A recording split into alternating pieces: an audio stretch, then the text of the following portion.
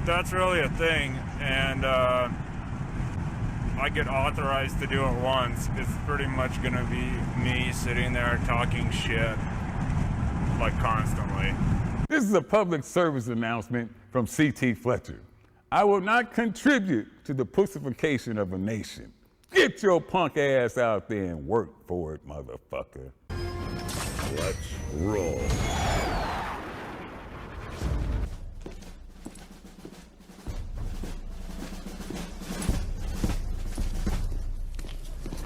Morning, Sergeant Major. How do you know what kind of goddamn day it is?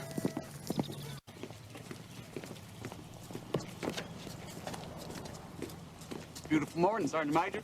Are you a fucking weatherman now?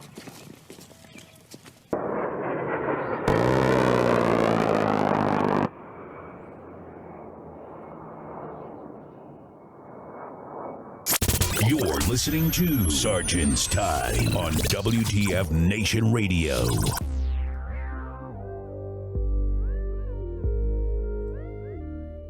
What's going on, guys? Woo! Hello. Welcome to Sergeant's Time. This 22 February 2018. Broadcasting live from the Functional Veteran Center of Excellence. I got my man, Master Gunner, Mike Gauff. And That's me. I even got Jay Ready joining us. What's up, big man? Oh shit, Jay Ready. And of course, always front desking is the mom hanging out. Hey, y'all. So, yeah, giving you some of the latest and greatest from the active duty community and all about the U.S. Army and veterans that you need to know right now. Currently, hey, just real quick, going to give you an announcement. Sergeant's Time is, you know how we do the third segment, we do the inbox review. The folks at the main page have said that we're getting a lot of fucking emails and shit from admin shit. So questions and stuff that I think might be a good idea for like I don't know, the fucking Ask a Pat clerk. You know what I mean? So it would be an environment to where you, the WTF Nation, if you send something to U.S. Army WTF Moments that has any question to do, kind of like a frequently asked question stuff, we can go over it and then get all the details, and then I can use my brain, and Mike Golf can use his brain, and you know, to kind of give you the sergeanting that you need for your sergeanting to become sergeants while you're sergeanting with your troops. So Right, because Ice and I have Army experience that goes all the way back to the Civil War. Correct. No fake news there. We're that. So we're gonna use that as a template for later. So we'll get it set up, and then once it happens, you'll see, ask a Pat clerk, or I don't know, just some of the questions that we get from the inbox, because we're starting to get, now that regulations are starting to change this year, effective 2018.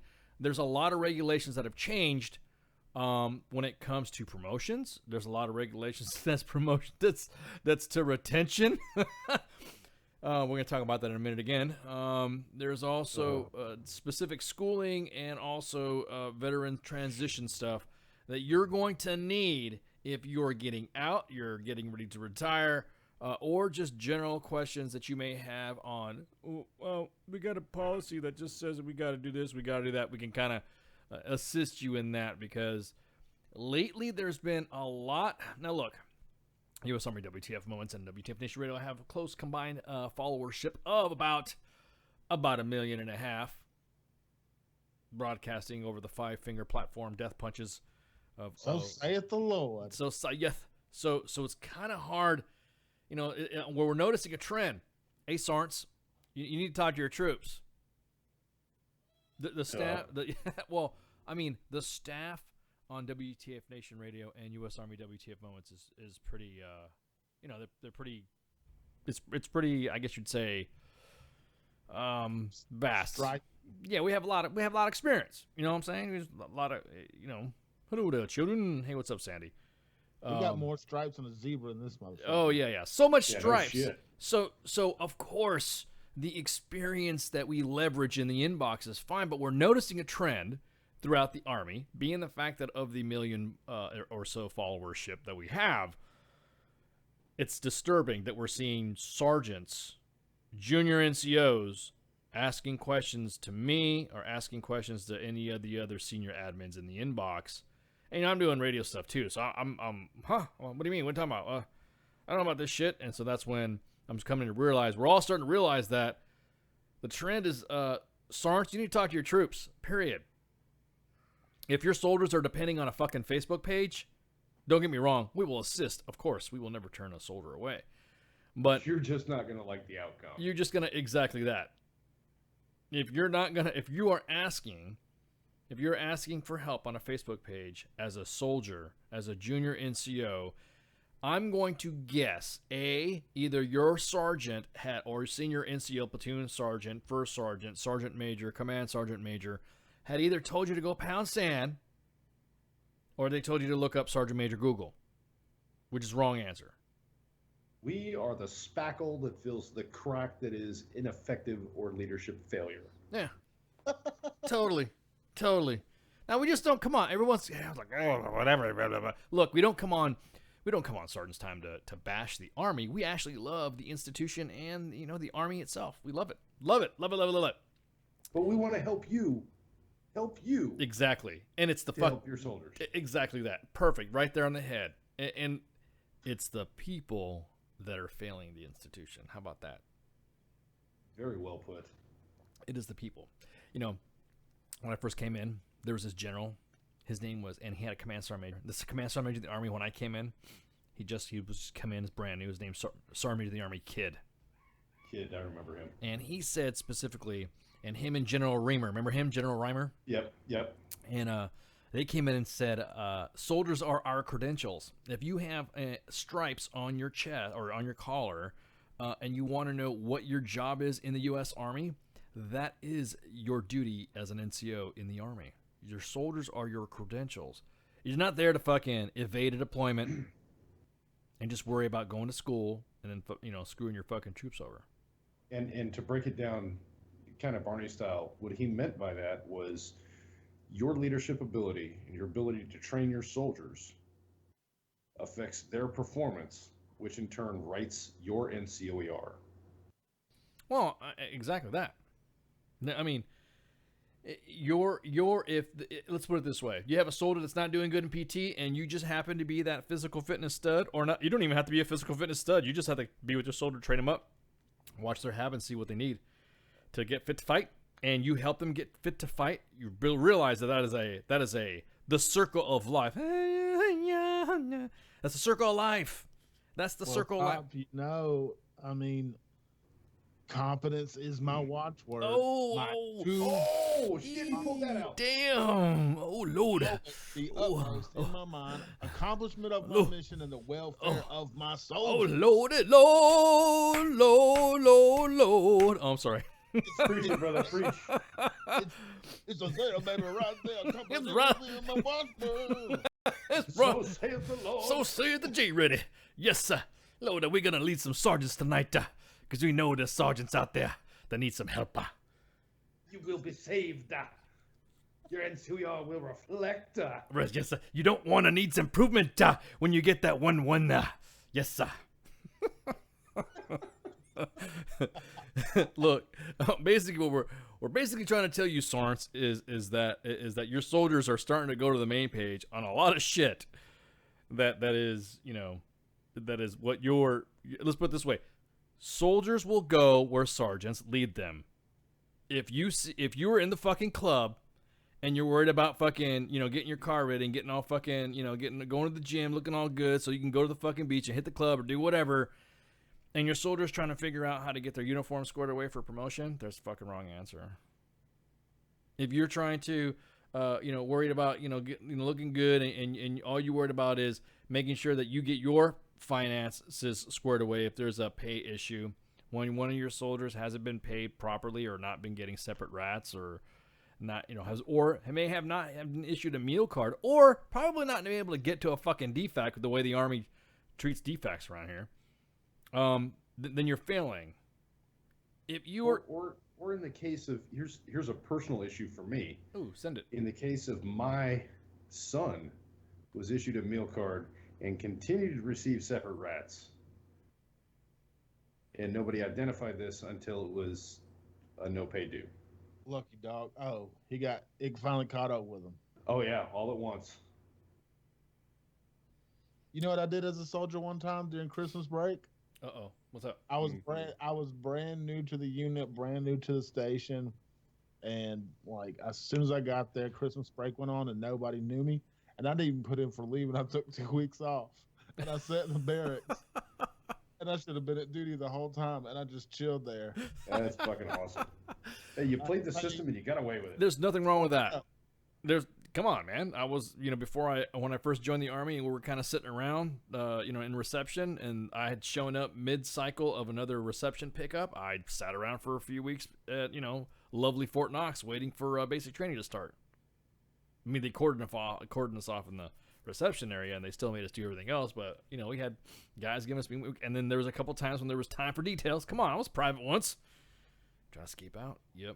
All right, let's go. There is time and a place to fuck off and like try to get over on the Army, but you gotta kind of be smart about it.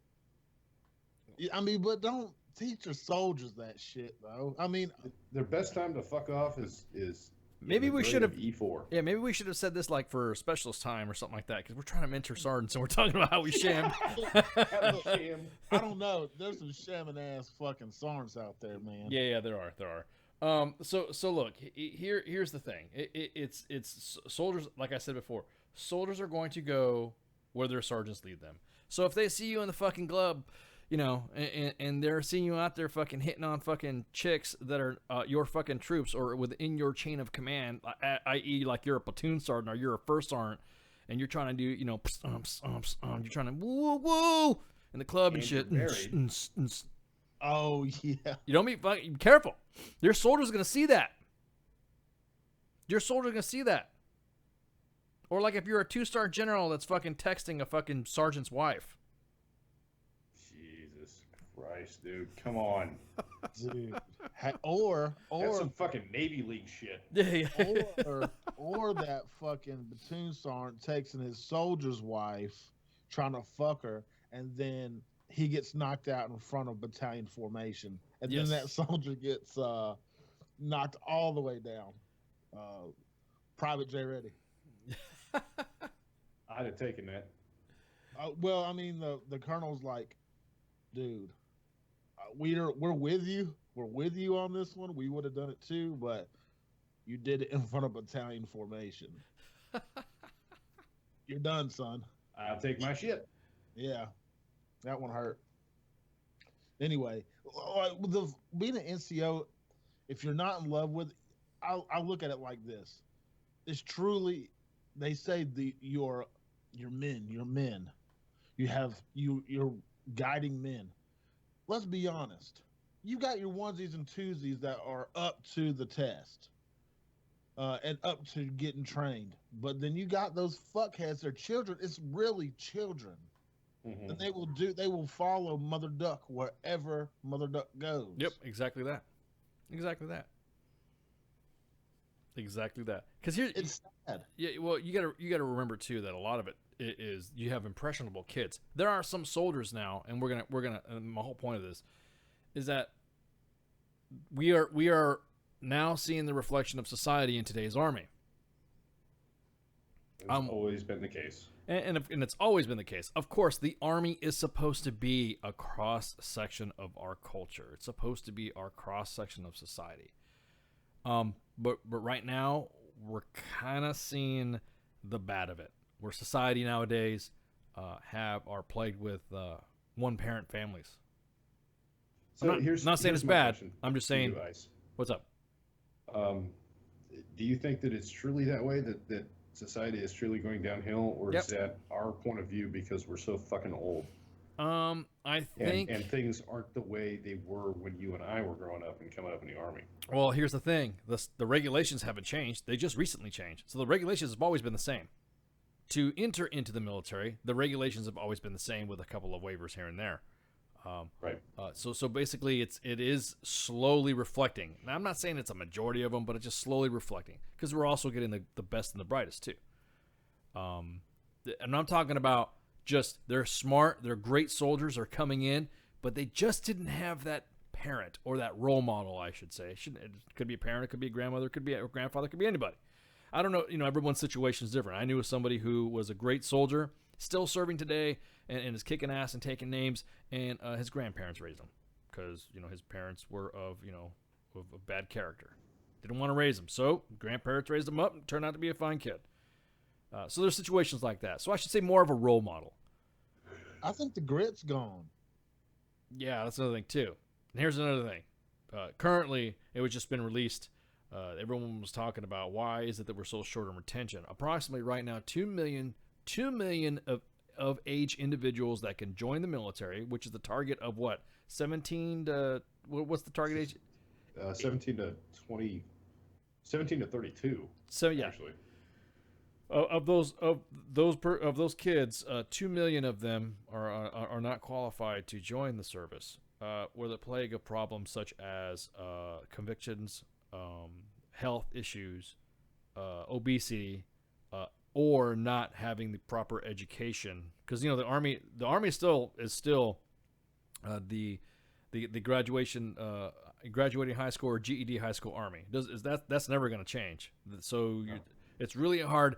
If you do find anybody that has not had any high school whatsoever and is still in the army, that had to have been somebody who had GT scores that were through the roof and had gotten a waiver for it, that eventually got their education while they were in the army later. You know what I mean? So that's how it works. I've seen it happen. Yeah. I put in, I think, one that did that. Yes, and it was one of those things where it was bam, it was quick, it was fast, and it was ready to go, and no issues whatsoever. Soldier was really smart, had GT scores that you didn't realize can go that high. Had scores that you're like, wow, kid's smart as shit, but grew up in the backwoods of fucking Kentucky. I'm just saying, you would not. I came in during the time where the first surge happened after 9/11 in 03, from 2002 to 2000. Whenever they slowed it down, and then in 07 they fucking surged again. Yeah. Yeah. I came in that first surge, and I got to tell you, I saw some Down syndrome in that motherfucker. I was a recruiter during the second surge, and I put some Down syndrome motherfuckers in the army. You're talking about the level of autists that are straight. Now, when we say autists, we're not talking about kids who are autists. We're using that in the pejorative of like being dumb or just no common sense. Is that what you're saying? It's a euphemism for kids that should not have joined the army. Correct. Yes. Yeah, I have seen kids in the training environment when I was, in other areas, and I have seen them. It's right. April, you're right. No high school equals Marine Corps. If you have seen some kids nowadays, they lack social skills. And this is just a few years back. Did some time to where I was in a training environment where I saw soldiers interacting with each other, where they had come together for some training. And you can actually see the ones that had lacked no social skills or were used to having what they wanted at like instant, like right fucking now. Or if they didn't get what they wanted, they were very vocal and unreal, had unrealistic expectations. And then I saw the command, because the command didn't want to look bad, bend over backwards for fuckers. And I'm just thinking,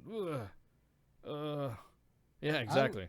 I didn't get quite I wasn't quite in that army, I guess. Like when I was in big army, like they were motherfuckers. Like they didn't give a fuck about you. And like you train, go fight. And that was it. Like there was no coddling, there was no you just dealt with there it. Was exactly. Like Sergeant, I need to go here. All right, cool. Go to the fucking TMC. But Sergeant, I need to go to the TMC. But Sergeant, I need to go to the TMC. Sergeant, I need go to the fucking TMC. And that would be it. And help you in the long run when you're fucking getting out. Exactly. So the kid would fucking go to the TMC, and then I'd get a phone call from the surgeons or the medics. And it'd be like, hey, Sergeant, motherfucker needs to get some bigger boots because his boots are too small, or some shit like that. You know what I mean? I hear some shit like that. Yeah. You know what I mean? And then they would be fixed, and then the next thing you know, soldier drinks magic water because you don't know why you're passing out and you're fucking dehydrated. Maybe if you drink water as opposed to fucking drinking sodas all the time. Oh my god, Sergeant, I can't believe it. I don't have any more headaches. It must be the magic water. Oh, shit, no. Yeah, exactly that. So Well, they're trying to make the Army sexy, right, for recruiting purposes. Now they're failing To big this time. younger. Yeah, they're failing big time, bro. Oh, Young- Jesus Christ. They are failing big You time. say that, and the first thing that comes to my mind is the fucking Army recruiting commercial gag they did on Family Guy. Yes, yes, Yeah. yes, exactly. Or the Beavis and Butthead one. Have you seen the old Beavis and Butthead recruiting commercial? No, I have to look Oh that up. my fucking. Okay, I'm dating myself on Beavis and Butthead. But it was funny as My shit. parents wouldn't let me watch Beavis and Butthead. Really? Oh man. What? What the fuck? That's communist, dude. That's like It was too violent. that's un-American. They didn't understand the humor. It was Un-American. That's crazy. So the whole point being is that is that you looked at the fact that some of these individuals lacked common sense, and it's. I don't want to say the kids now. It's they had the great book smarts, but man, they sucked at fucking street smarts. You know, you're not supposed to go downtown if you're from another fucking state that doesn't have the majority of minorities and stop popping off shit that you think is fucking funny because where you come from, it's fucking funny. right. And then wonder why you got jumped. You know what I mean? And this is why me, being a person that I am, and the background that I have, and the street smarts that I have, can work at a Dollar General in the neighborhood that I work in and be successful. Yeah, but where It's street smarts. Where we come from, it's not an issue. You know what I mean? Yeah, it's not. But But it's still it's part of that street smarts thing. Are there more successful soldiers from the South, or just no. number wise? No. There's it's the same. It's an equal balance. You got some soldiers that come from the West that are fucking idiots, and you got soldiers that are fucking savants from the South. You know what I mean? It's either or. There's no. I've never had any soldiers. Like the state that provided the most soldiers was New York. It's That's New York followed by California and then Texas. And then Texas, yep. However, in my experiences in the multiple decades of service that I've had soldiers, male, female, of different minorities and all that, to include sexual preference, never had any issues with it was the same. So there was bonehead, on either side, didn't matter where they were from. Boneheads are boneheads. Bonehead is universal. So, but you can knock the bonehead. A good NCO, I have seen good NCOs that knock the bonehead out of soldiers. Oh, and one day it just clicks. I love taking soldiers that other NCOs say, "Oh, it's fucking bullshit. It's a shitbag. You want them? Yeah, I'll take them." Next thing you know, they're fucking, they're winning, fucking, Soldier of the Month boards or fucking maxing their PT tests, and then all of a sudden they're like on the NCOERs, like you were saying about evals. Ooh, Lord, you want to take my credit for NCO's mentorship? Mm-hmm. I don't give a fuck about a board soldier. I don't give 5 fucks about that. That's all good and well. I want to see what he does out in the field. Yeah. Well, that was part of it for me. Was a good board soldier is only a good soldier if they take that information that they learned at the board and were able to pass that on and articulate that to their charges. Correct. Exactly that. That's exactly what the term tactically and technically proficient meant.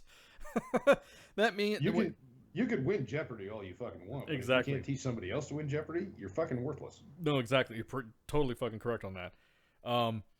My soldiers, I'll always complain that I would make a field exercise out of everything, but then in the end, when it came time to train, because I had NCOs did the same thing. You fucking make every opportunity to go train. You're training in an environment and you're providing a condition to soldiers to train in. Why? Because you're not doing fucking PowerPoint in downtown Baghdad. You're not. Or fucking Kandahar. You know what I mean? So you're actually going to provide some training that's going to go out there.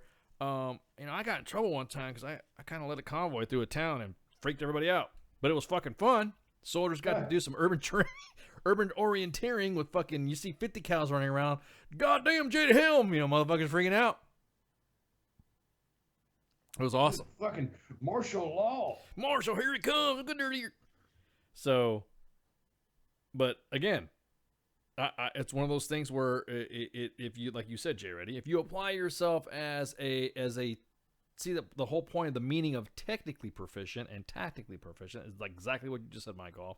It's getting all that knowledge and then applying it tactically to employing your equipment, to providing field craft. There's some soldiers out there that, okay, I'm gonna trash tanks just for a little bit. Okay, Mike Off, don't get butt hurt, don't get mad. Okay, and then I'm gonna rebut. Okay, go ahead. All right. So we're getting ready to go fucking home. It was just an exercise. Going to home fails. You're providing support to fucking, to fucking BCT. So you got to go to home fails, right? Because you're part of the D main. You got to go help them out. Yep. Well, I'm like so used to this being everything's the field that I had my Alice pack and I had a duffel bag, and that was it. Now, being assigned to a heavy armored unit, they have what's called ramp, which is there's a platoon that is assigned mech and heavy to protect the D main, because the band, believe it or not, according to doctrine, provides security for the division main. Yes. So when they're not there going doo doo doo doo doo doo, fucking Mr. Pan Flute's out there in a goddamn fucking 50 cal dugout position sucking. So anyways, they're like, oh, hey, sorry, nice, we're going to go field, go, roger that. All right, make sure this is roger that. Fucking move out, drop back, yeah, we're ready to go. And the platoon sergeant looks at me and goes, hey man, you gonna put that in the back of the truck? Yeah. Well, where's the rest of your shit? This is my shit, my Alice pack, large rucksack, and a duffel bag. Yeah, but where's all your other stuff? What other stuff? Man, you never been deployed to a heavy unit before, have you? I'm like, no. You didn't bring all your Rickies and Chewies. Exactly. And your grill and He your opens lounge up. chair He and- opens up a fucking the tarp of an LMTV, and it was just half of it was the platoon sergeant and half of it was the fucking exo shit.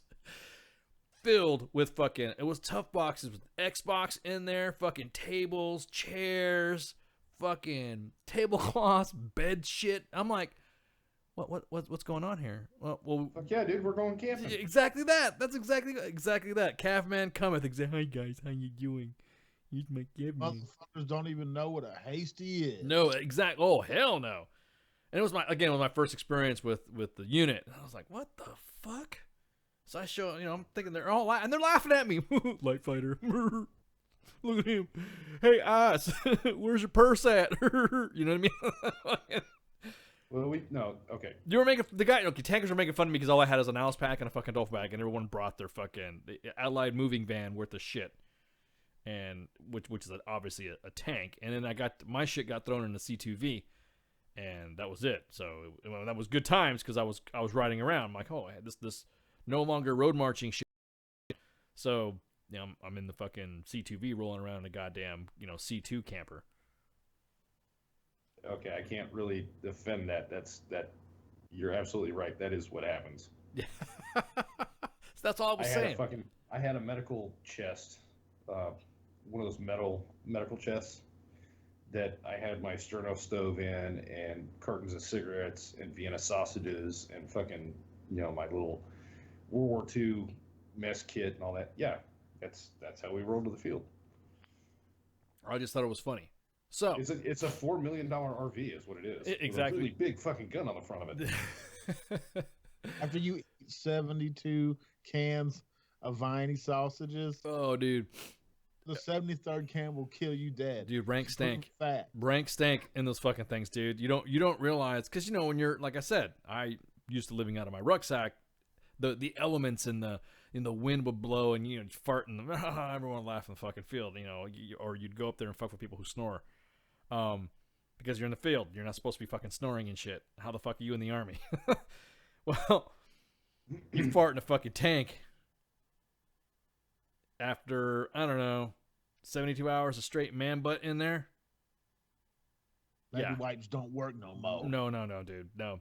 It feels like the shit's rubbing on your face, bro. That's how bad it is. That's how bad it is. Oh my god, I was in Egypt sitting in the driver's hole, farted, cracked the hatch, it blew it into the turret, and I cleared that fucking tank. Dude, I'm telling you, man, it was fucking unreal. I had never. So, going back to what I was saying, there was an opportunity where there was soldiers that were told that the 19 Deltas, they were all butthurt because they couldn't ride in the M2s, and they were like, oh, fuck, this is bullshit, blah, blah. M2's a cab, Bradley. So they couldn't cav with their cab people. And You couldn't Uber. yeah, they couldn't Uber. So they were to be dismounts, and they got fucking butthurt. Well, then when they were told to lay on a fucking ambush, an L-shaped ambush, I, with Macho Man, I had my fucking Alice pack ready to go, and they were stuck because all of them brought aviator kit bags, fucking chests, duffel bags, and they were told to go out there and fucking lay some shit out. They were, you're gonna do this fucking L-shaped ambush against the OPFOR, and they did. It was alien to them setting up a fucking poncho half. They brought like shit that CIF issues you that you're not supposed to bring out because you're never gonna use it. They were bringing out like shelter halves with the fucking pins and the pegs and the ropes. And I was like, because they had that's some tanker shit right there. That is some tanker shit. They were like, fucking so nice. We don't know how to fucking do this shit. We're tankers. We're dead before dismount. Yeah, we're taking shit out the pulsar rack. Rah, rah, rah, calf. I'm like, oh, okay, well, enjoy yourself fucking out here freezing your ass off because I'm going to chill out here in my little setup. So it was funny because the soldiers thought it was so cool to set up a goddamn hasty, to set up a little camp, little patrol base. They thought it was so badass. And I was like thinking, dude, this is survivability on your fucking warrior common task manual. This is like fucking hip pocket training.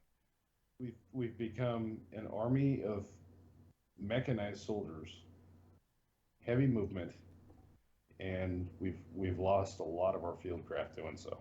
Well, that is because of our force multiplier. Yeah, read it up. And technology. Yeah, and as I thought, you're right. We move so fast in the battlefield now that it's too hard to catch up to. In other words, you can't go old school. You'll die. No, you can't. Exactly that. I mean, like right now, these new fucking boots. These soldiers fucking I love it. Fuck, man, I love it. You mean Oakley's? The new Oakley's, as soon as they came out, oh, you best believe it. All the old timers are like, oh, whatever, Ice, how come you're wearing those are like goddamn tennis shoes. Motherfucker, dude, if I had some of this shit when I was a fucking Joe, I probably wouldn't have any foot issues. You know what I mean? I probably wouldn't be jacked up. This is the shit. Oh, well, you got soldiers that don't know how to shine boots anymore. Well, you know what? It saves me time when I get ready. I embraced it. Most guys don't. What the armies have a problem. Look, it's the old way. Now, and it's hard to let it go. You got to think from the time of when we started having wars as human beings, it was one-on-one, force multiplier, one-on-one. Then we came up with technology like bows and arrows. We'll take out a couple motherfuckers with this. So my one person has turned into three, and we've multiplied that. What the fuck? What is the force multiplier of an M1? I mean, holy fuck. Yeah, exactly. You're goddamn right. So, or what's the force multiplier of an ATACMS? Oh, hey, there's a grid square. I'm one human being. I'm gonna take out a grid square. Exactly that. Yeah. We don't have to fucking. We can have lotion and the calf can have mane and tail. They can Fucking soldiers are using drones. They're using little drones now. Some of the troops that I like I said that I served with, the younger kids, when they first came in, and now they're platoon sergeants and shit like that, and they're showing me the technology they have. The remote control fucking drone. Holy fuck, this is badass. You can fucking put propellers on a goat with a wide vagina and fly it right up to Haji. He want to fuck it and poof. Oh yeah, poof, right there. When you got to bomb Syria at 9 and be at the club at 10. Exactly. Yes, they did, Mikey. Predator. Mikey, they do have AR 670-1 compliant boots because for a while people were going ape nuts on what kind of boots you're supposed to wear until Sergeant Major of the Army Chandler got butthurt, and that's when he started the big tattoo purge. And you can't have anything cool. See, Sergeant Major of the Army Chandler, that was his fault. I guarantee it. Had he focused more on the That's why Sergeant Major of the Army Daily is sort of kind of growing on me, sort of, because he's cool. I mean, but he sees that the Army has to evolve. The Army's got to evolve. Obviously, we're not going to be. Is there going to be any battles or anything that's going to require us to hump fucking 40 clicks to get to one objective? No. Fuck no. Coolest sergeant major of the Army was Preston, but he did one thing that I hated. He signed off on ACUs. Worst fucking Army choice ever. He got, come on, man. He got caught up in all that. He got caught up in all that fucking flap, just like everybody else is digitizing the shit. You know what I mean? Yeah, that was. He got kind of cut. It's like how when everyone's doing the fucking, what was that, the Harlem Shake or the fucking dab or whatever. I will argue this till the day I die. How many lives could have been saved if we didn't look like fucking chem lights in the middle of the city? Yeah, exactly. Yeah, in the city it was bad. And then you know, now we got the salads again, which is kind of cool. Different kind of salad, but hey, I'm digging this is a toss salad. This is this different kind of salad. This is like a crazy salad. This is like the bag of salads you get in the fucking grocery store. You know what I mean? Got a little brown in it. Yeah. Yeah, got a little 3-day-old side salad. You got a little side salad. That's fine with me. Yep. So yeah, exactly. No, it does not. Just don't step on a cactus. That's right. But if you're humping a fucking ruck and you're fucking moving out, dude, you can. My soldiers, we all took a PT test in the fucking new boots, and it was fucking awesome. Soldiers said there was no different. It was like you're wearing fucking tennies. It was just wearing different types of tennis shoes. Just don't do it in tanker boots. Yeah. Don't do it in tanker boots because your fucking heels will feel like they're gonna crack. But no, going back to what we were saying, it is to me societal because you have the soldiers coming in that just don't have, like you were saying, man, the grit, the resiliency of it anymore. Oh man, I didn't want to talk about it. But think about what happened in fucking in Florida. These kids want action now. They're not. You have kids that are in their teens, that are like preteens and shit, demanding to fucking adults that this better fucking happen, and the media's eating it up. The media wants, this needs to happen now. Dude, if my 2-year-old told me that they wanted to fucking do something, I'd swat the little dude on the fucking butt and put his ass to bed. I'm just like, I'm half and half on this, man. I've been racking my brain on what to say. Like Saturday, I'm like, I don't give a fuck. It's another mass shooting. And I didn't want to be savage about it, but I'm desensitized to it. But now that like I have time to think about it and shit like that, like these kids are human too. Correct. I think half of it is a conspiracy, and I think half of it's real. It was just got taken advantage of. All right, that's what I think too. Well, I mean, the when we were doing tinfoil hat shit on Saturday, that was some woke. You know, I was a little buzzed too, so I got my mind going. That was fucking. We were wound up that I'm night. just like, these kids are not wrong though. No, Like, they're not. No, they're not. They shouldn't. No kid should worry like that about school. And No. how do you combat that? Yeah. No kid should go to school and be like, "Am I going to get fucking lit up today?" Yeah, but Is here's Reichenbach going to come in here because we made fun of him forever? yeah, exactly. And here's the thing: I was just to add to that, I was watching some news snippets, and they were saying we will not be silenced, and we're not afraid of the NRA. Okay, one, you shouldn't be afraid of the NRA. It's not one of those types of organizations. No. Two, no, you're not going to be silenced. But what's going to happen is nothing. Nothing is going to happen.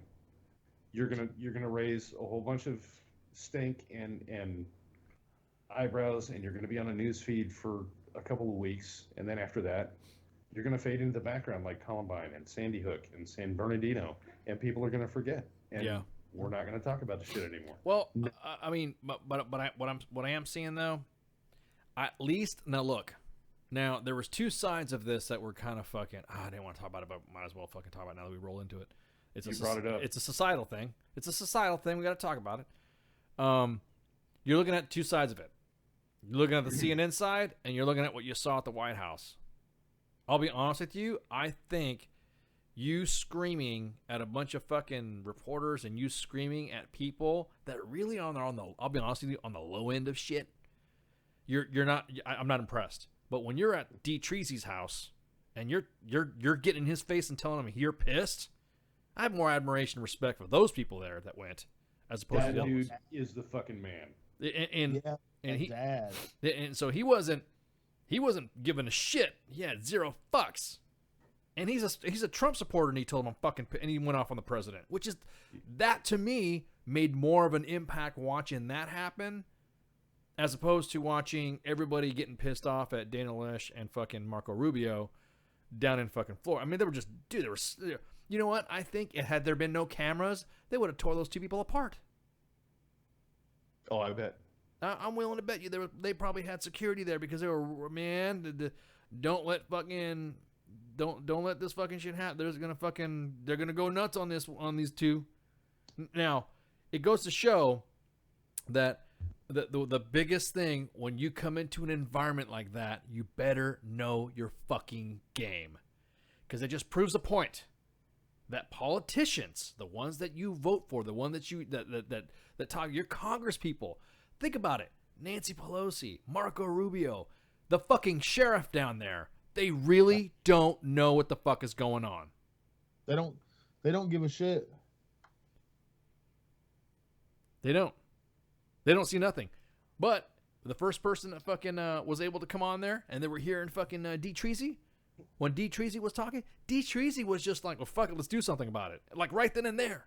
Didn't say, well, we have to remand. And I looked, because, you know, someone was like, well, what about this? What about that? Every single president that had any fucking issue during a mass shooting of a school didn't do dick fucking squat other than, we need to look into it. We need to do this. We need to do that.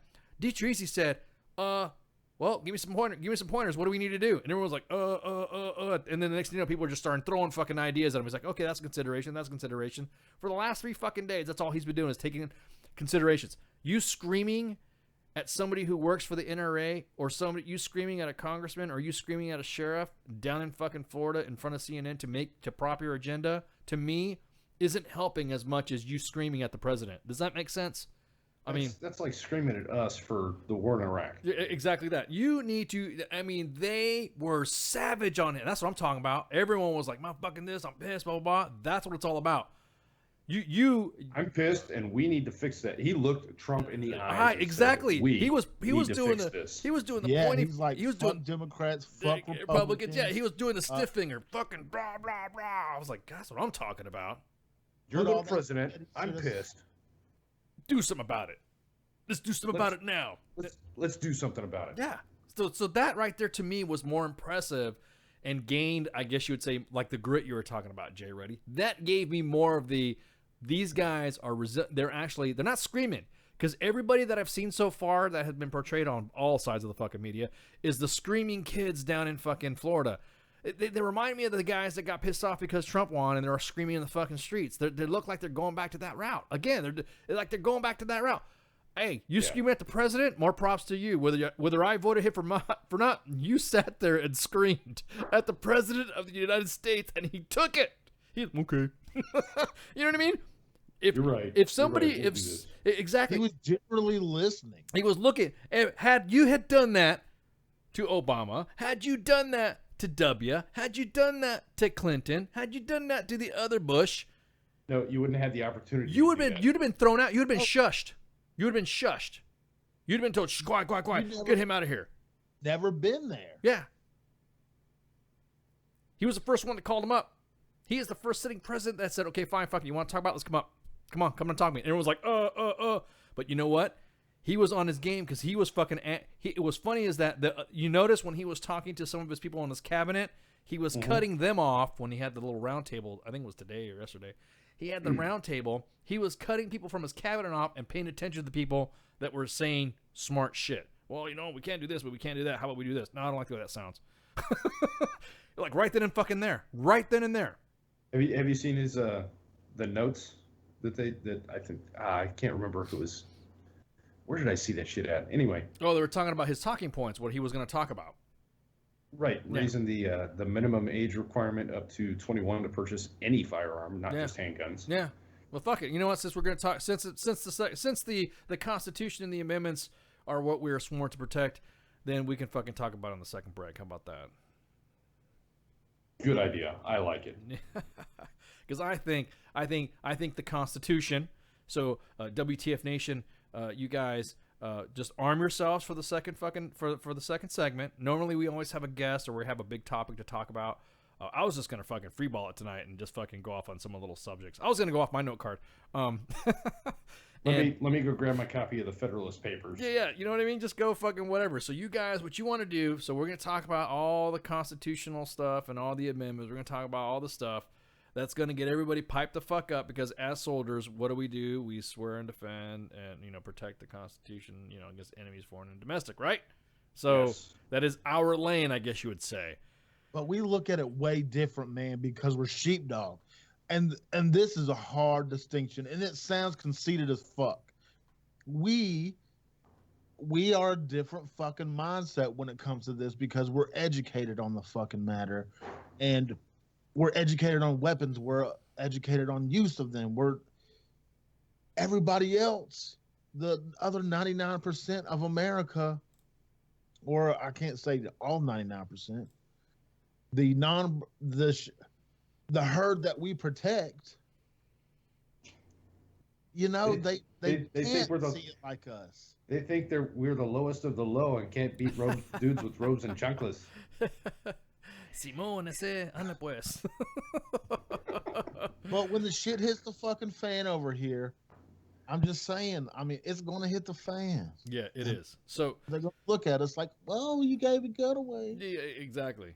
So my biggest thing is that you guys, we're going to be talking about some serious shit. We're going to talk about feelings. We're going to talk about, you know, everyone's, you know, sensibilities about this, what I feel about it, and it's just me as Ice, and what Mike Goff feels about it as Mike Goff, what Jay Reddy feels about it, and then as a mom, because she's a mom. I'm not qualified. I'm currently not equipped to be a mom. So, Well.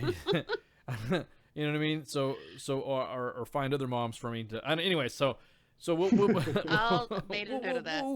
We'll go ahead and we'll go ahead and discuss that on the second segment, so that way everyone can get their piece in. Again, I'm just gonna read some of the shit off what I see on Facebook Live. We're gonna go off on how I feel and how everybody else feels about it here, so that way you can engage it, because I mean, it's obviously we're about ready to have, like you said, Jay, a huge shift in our society right now. And it's when it happens, it's gonna be like those old sergeants that don't want new boots; they want the old boots. Yeah, You know what I mean? I want the black boots back so Yeah. I can do the spit and polish, and Yeah. I can see who. Yeah. Yeah, you know what I mean. So Let's see we'll your jump boot. I want to see the shine of your jump boot toes yeah, exactly. from 5 miles away, glinting in the eyes of Allah. Exactly. Why don't you do that like that? Oh, because you're a dick. No, please don't do that. So, anyways, I'll take a quick break, and then at the top of the hour we'll be back. So everyone get some shouts, and we'll be back. Rebel up.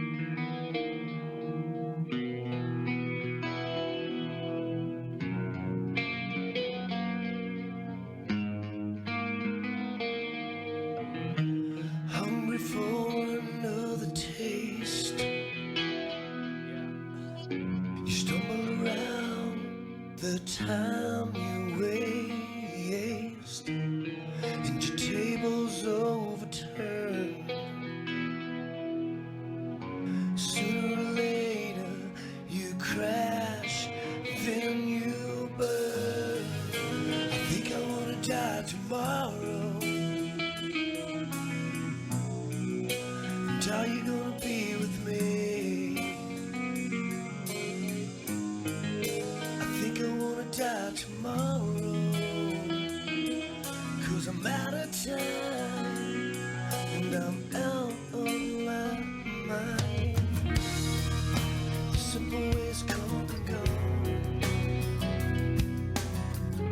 Still I love the way you turn me on.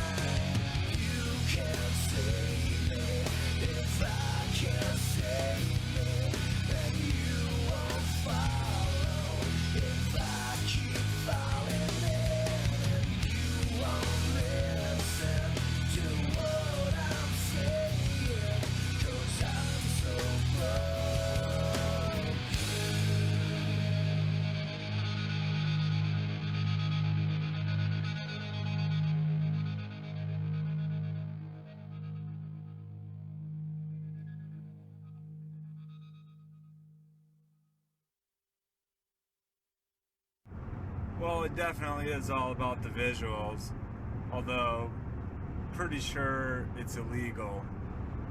This station is now the ultimate power in the universe. I suggest we use it. The voice of U.S. Army, WTF Moments. This is WTF Nation Radio. I find your lack of faith disturbing. I am here determined to stop this future atrocity. Everything stated on WTF Nation Radio is to be considered the opinion of the person that stated it, and not an official representation of WTF Nation Radio or U.S. Army WTF Moments. Price does not include tax, title, or license. Some assembly required. Each item sold separately. Batteries not included. Objects in mirror are closer than they appear. If conditions persist, contact a physician. Individual results may vary. Keep out of the reach of children. Avoid prolonged exposure to direct sunlight. Keep in a cool, dark place. And please enjoy the show. Shots.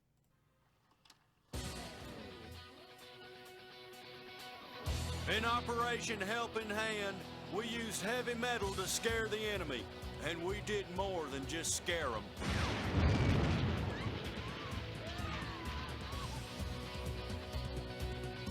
We killed more people before 7 a.m. than some countries kill all day. There's something really satisfying about doing your job well. Today's Army rocks. We're looking for a few good headbangers. Whoa, that was cool. Yeah. Fucking righteous, man.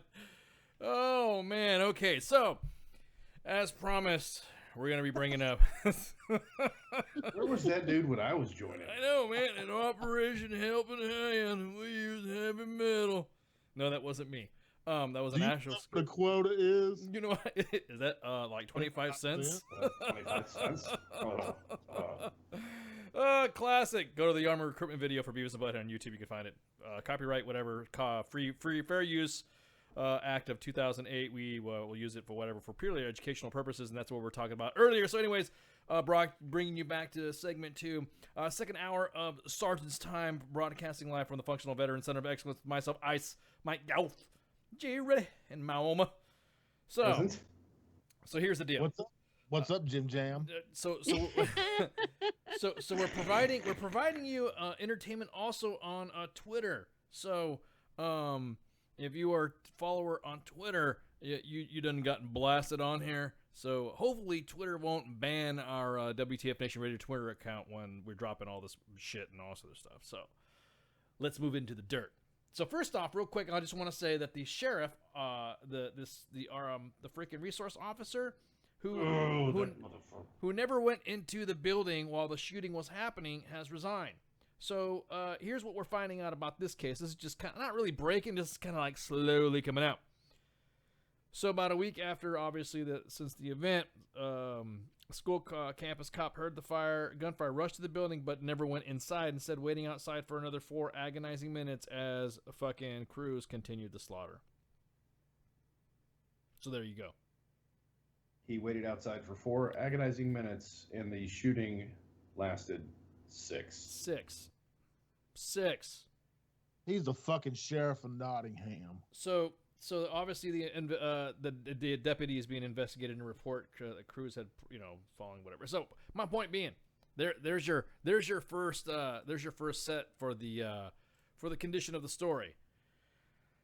You know what's kind of scaring me right now is people are they're going to attack the school resource officers now. Okay, when a lot of them do awesome work with a lot of these kids. Okay, they do. This one in particular. This one particular did I not. know he's a shitbag, but they're going to go after them next. It's So the guns. so remember and now, but you got to remember now. This school was almost 60 acres in size and had over 3,000 students. God to the damn. So that's a big school. So that's a huge fucking school. Right. So, but understandably, if you are a Leo and you are a police officer, and for God's sake, there's fucking kids screaming in a fucking building, and you have the means and methods to stop it, you need to fucking stop it. Then stop it, or you just need to fucking go. You took at this point, I think he needs to be sitting right next to Cruz. Yeah, exactly that. So, again. That's the current news that's coming out of what's happening right now. So now let's mad at him for being a pussy. Well, that's what I'm saying. The review of the surveillance video showed that the deputy was in position and armed but never entered the building. He remained stationed outside while the shooting was going on. And, you know, the fucking everyone else is saying, actually, the sheriff is saying that the deputy should have gone in, addressed the killer, and killed the killer. So yeah, I'm surprised. Usually these fuckers don't make it out alive. That's what I'm saying, and that's what happened. So I think the shooting went for 6 minutes. The guy was waiting for 4 minutes. So basically, okay, look, as a individual that goes into buildings for a living to do that type of stuff, someone asked in the Facebook Live, "Would you stack on one?" You fuck yeah, I would. In that incident, yeah. You damn right I would. If there are, if I'm hearing in the water and test out if it's warm or not. Yeah. You not only that, but you are armed. You have a weapon, and there are kids screaming inside, and you're waiting it out. Wrong answer. Your job is supposed to run towards the sound of gunfire, not sit and wait. And then after the shooting stops, first responders do. So, you know what's this is gonna piss y'all off. So this has been a big discussion. Stop. Don't even go there. Don't even go there where everyone's gonna attack the fucking first responders and the SROs. No. What are you gonna say? No. It's something different. Like each school or district or police department, they all have different SOPs. Believe it or not, some SOPs of police departments and that they have with the school. Not this one. Is the officer is supposed to wait for backup to arrive. Not this one. Then go. Not this one. That's why there were 21 soldiers. That was why there were 21 kids, or what, up to 20 kids killed in Columbine because of that. 20 years ago, that SOP was changed for that fucking reason. that SOP was changed. And matter of fact, it was nationally. Anybody, and that's why SROs, school resource officers, were put there in the first place, to be that first response. So that way, you are like literally, you're the rabbit going inside a room when you're clearing it. You more than likely will either get killed or you will kill the bad guy. What's this third blossom's name? Scott Peterson. Sheriff Scott Peterson. No, it's not the sheriff. Oh, he's just a deputy. Yeah, he's just deputized. The sheriff is Israel. Is his Scott, last name? Yeah, his name is Scott Israel. Yeah.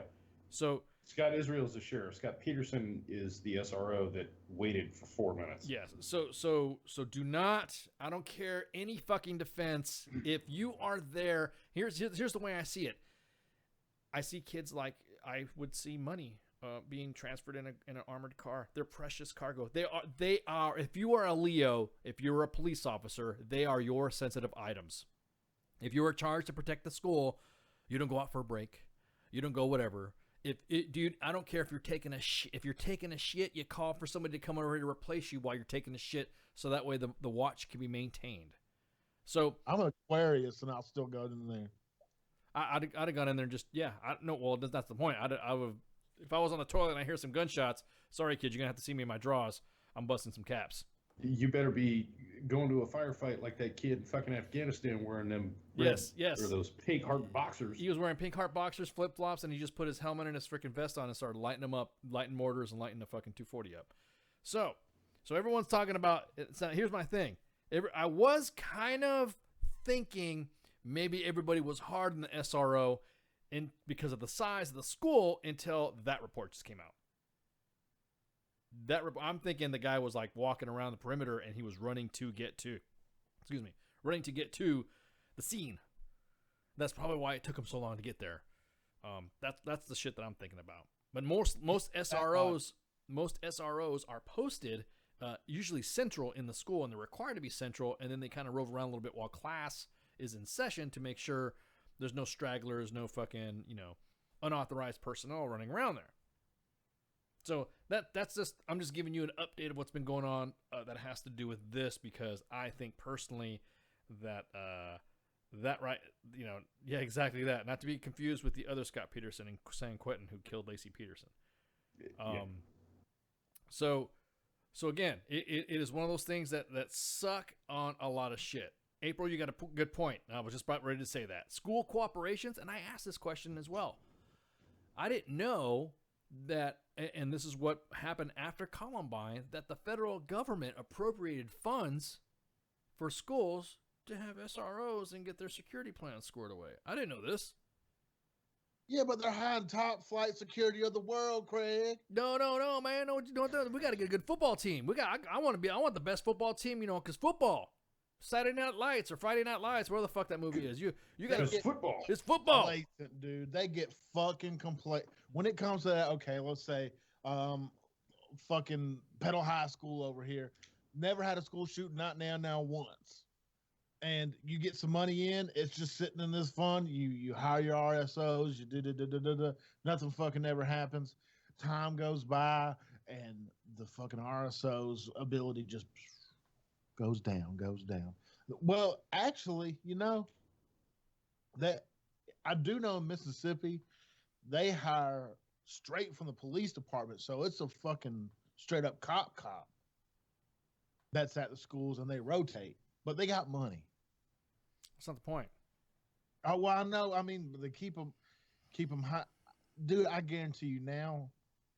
That's not the point. The point. Schools of money is going to fucking load up. No. The money has already been there. The schools come in with these badass baller ass football gear. You know what I mean? That's what they don't think is going to happen. They're spending that money on. That's what I'm saying. They're spending that money on something else. They're spending that money on something else, and because, like you said, the complacency of having a peace of mind of just the presence of a police officer there didn't even stop this fucking kid from coming over.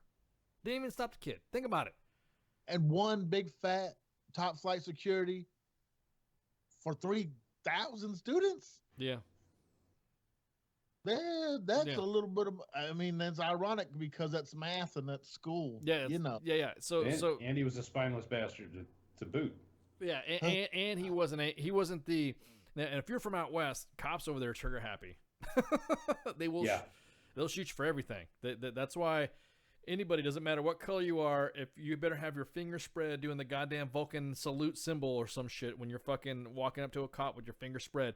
Do not even think about lowering your hands below eye level because they will blast you. Whether you have a gun or not. Exactly. Have a taco, literally have a taco, and they'll shoot you. Yeah, exactly. You could be sitting there going, "Oh, there's a rattlesnake in my drawers," or some shit. You know what? If you have to piss, don't even do the pee dance in front of a cop. Just piss. Just pee. Just pee. You're better off. So a lot of the schools have lately. That's a big deal.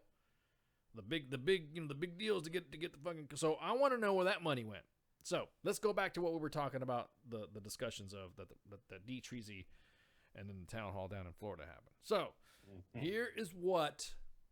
Ooh, I love this. Here's what's going to happen, or here's what they're proposing. First, a device called the bump stock, which up to this point I have not heard anybody articulate what it does. Everyone thinks that it's a goddamn telescoping fucking stock that jerks off back and forth like a jackhammer. I've seen that fucking image. I have seen that a bump stock is something that attaches to a rifle that automatically converts it to a fucking automatic. And I've seen it's an attachment or mechanism to these are all wrong fucking answers. Basically, a bump stock uses a hinged system that uses the blowback recoil of the rifle, and basically resetting the trigger, and it's all mechanical. It's all fucking blowback. It's all motion. And they're talking about banning that device. So I've never had one. I've never even shot one. I don't need a bump stock to bump fire though. Yeah. You don't need a bump stock to bump fire. You don't. So my point being is that everyone's getting wrapped around a device. Personally, it does kind of skirt, and all you fucking Second Amendment people are going to go nuts on me right now. It does skirt the increased rate of fire on a fucking weapon. It does. If you know how to do it right, because I fired a bump stock before. Once you get down to the road, you got to look like, to use a bump stock, you got to have some rhythm. You got to learn how to dance. Yeah, you gotta know how to goddamn shoot. You can't be lip wristing that motherfucker. You can't. So if you use and I've used a bump stock before, and I have fired weapons with bump stocks on them. It is a technique, and once you get the rhythmic motion of the recoil down, it does fire almost like an automatic, because you're using your finger as a crude sear, so that way it goes back and forth, and it's just actuating on your fucking finger. It's almost you're twanging in a fucking, like a girl's clit. You know what I'm saying? You're strumming that shit. You know what I mean? If you can strum that nugget, you can shoot fast. Exactly. Just about choked on my drink. Exactly. Bro, Exactly. I just, oh my God. What The up, light bulb came on. Mom, forgive me. Minx, if you're listening, forgive me. But I'm going to come up with a bump stock and I'm going to name it the fucking Hyman Hammer. The Hyman Hammer. Oh my exactly. God, you should. Exactly. That would be hilarious. Exactly. So my point being, though, now, ladies, that's the only way, because there's some ladies out there that, what are you talking about? So, the rapid motion that you want on the devil's button, is that what they call it? So, yeah, double clicking that mouse. Double clicking that mouse. Devil's Exactly. doorknob. Exactly. The little Exactly. man in the canoe. So little man in the canoe. Your ass is dead. Exactly. So once you understand how a bump stock is, the rhythmic motion of a bump stock is being fired, you can actually fire or almost get close to the rate cyclic fire of a fully automatic weapon, albeit a little slow, or depending what type of return spring or piston that you have in your weapon. So that's how a bump stock works. So, and as a matter of fact, if you look at all the gun magazines, it even says, fires like an automatic, ATF legal, all these devices have it on. So anybody who says, no, it's not supposed to be marketed like a fully automatic weapon, bullshit. I'm looking at your ads right now that say, this is just like firing an automatic weapon. Just like the M855 green tip 5.56 round is not armor piercing. Yeah, exactly. Exactly. But you still got dumb fucks out there with goddamn bump fire that still don't do it right. Exactly that. But so the caveat to that is, as a master gunner, the more you increase your rate of fire, the more fucked up your precision is going to be, your accuracy. Correct. Now, again, I'm not too concerned about that. Honestly, if you want to ban the bump stock, I don't give a fuck. Ban it. Bye. But ban it. Yeah. There is gay to me. There is nothing on the bump stock. There's nothing useful of a bump stock. Like you said, it's pointless to use a bump stock anyways. Currently, right now, there's nothing right now that I could think in society that will require me to lay some suppressive fire that I can't already do with a semi-automatic. Correct. You know what I mean? So, I prefer shotguns anyways. So, but my point being is that to everybody to get upset about a fucking bump stock, you're getting upset over nothing. You're getting upset over a device. If technically, when you think about it, if you rip that bump stock off, because I have seen bad bump stocks on somebody firing it and it has broken in the middle of that rate of fire. So they'll go a couple minutes going, yeah, talking about shit, fully automatic, man. Look at this shit. And then they snap. Exactly that, because they're not whatever. But every article that you see in a gun magazine says specifically, ATF legal. It's like firing automatic. You might as well, say leave some suppressive fire against that fucking that whitetail. Go get him. You know what I mean? They literally pump you up. Yeah. Bump stock. I'm gonna get it. Gotta get it. Crack the pop. You should have got a Glock. So the bump stock thing, I don't care. Ban them. Ban them all. Ban them fucking shits. So there we go. So that's one. About this chainsaw. So yeah, exactly. They actually make those now. I found them. Yes, they do. They make chainsaws that can be attached onto your rail system. You gotta have a little bit longer. You can't use an SBR, but you can use a bump stock. You use a fucking a little chainsaw. I'm gonna get one for my AR-10. But seriously though, we need to educate. I think educate with any fucking thing, man. I mean, it doesn't matter what it is. Educate. If this is a deadly fucking thing, you educate your kids about motherfucking rattlesnakes. Your kid knows not to go fucking stick his finger in that mouth. Yeah, exactly. Well, educate your fucking kid on what a motherfucking firearm does. Yeah, exactly. And teach that child to be responsible. You teaching somebody a skill. Well, it's not necessarily gonna be like, hey, I know these skills. Let me shoot them up. Well, yeah. It's not like that no more. Yeah, exactly. So, I'm not going to get into the whole Second Amendment stuff and all that, because technically, by the letter of the Second Amendment, survey says it does not infringe upon any Second Amendment rights to ban the bump stock. Nope. I have called and spoken to all the JAGs, to include my own pre-law self before the Army said, no, you're too old to be a lawyer. There is nothing in case precedents that would preclude the bump stock to be considered a Second Amendment thing. So gone.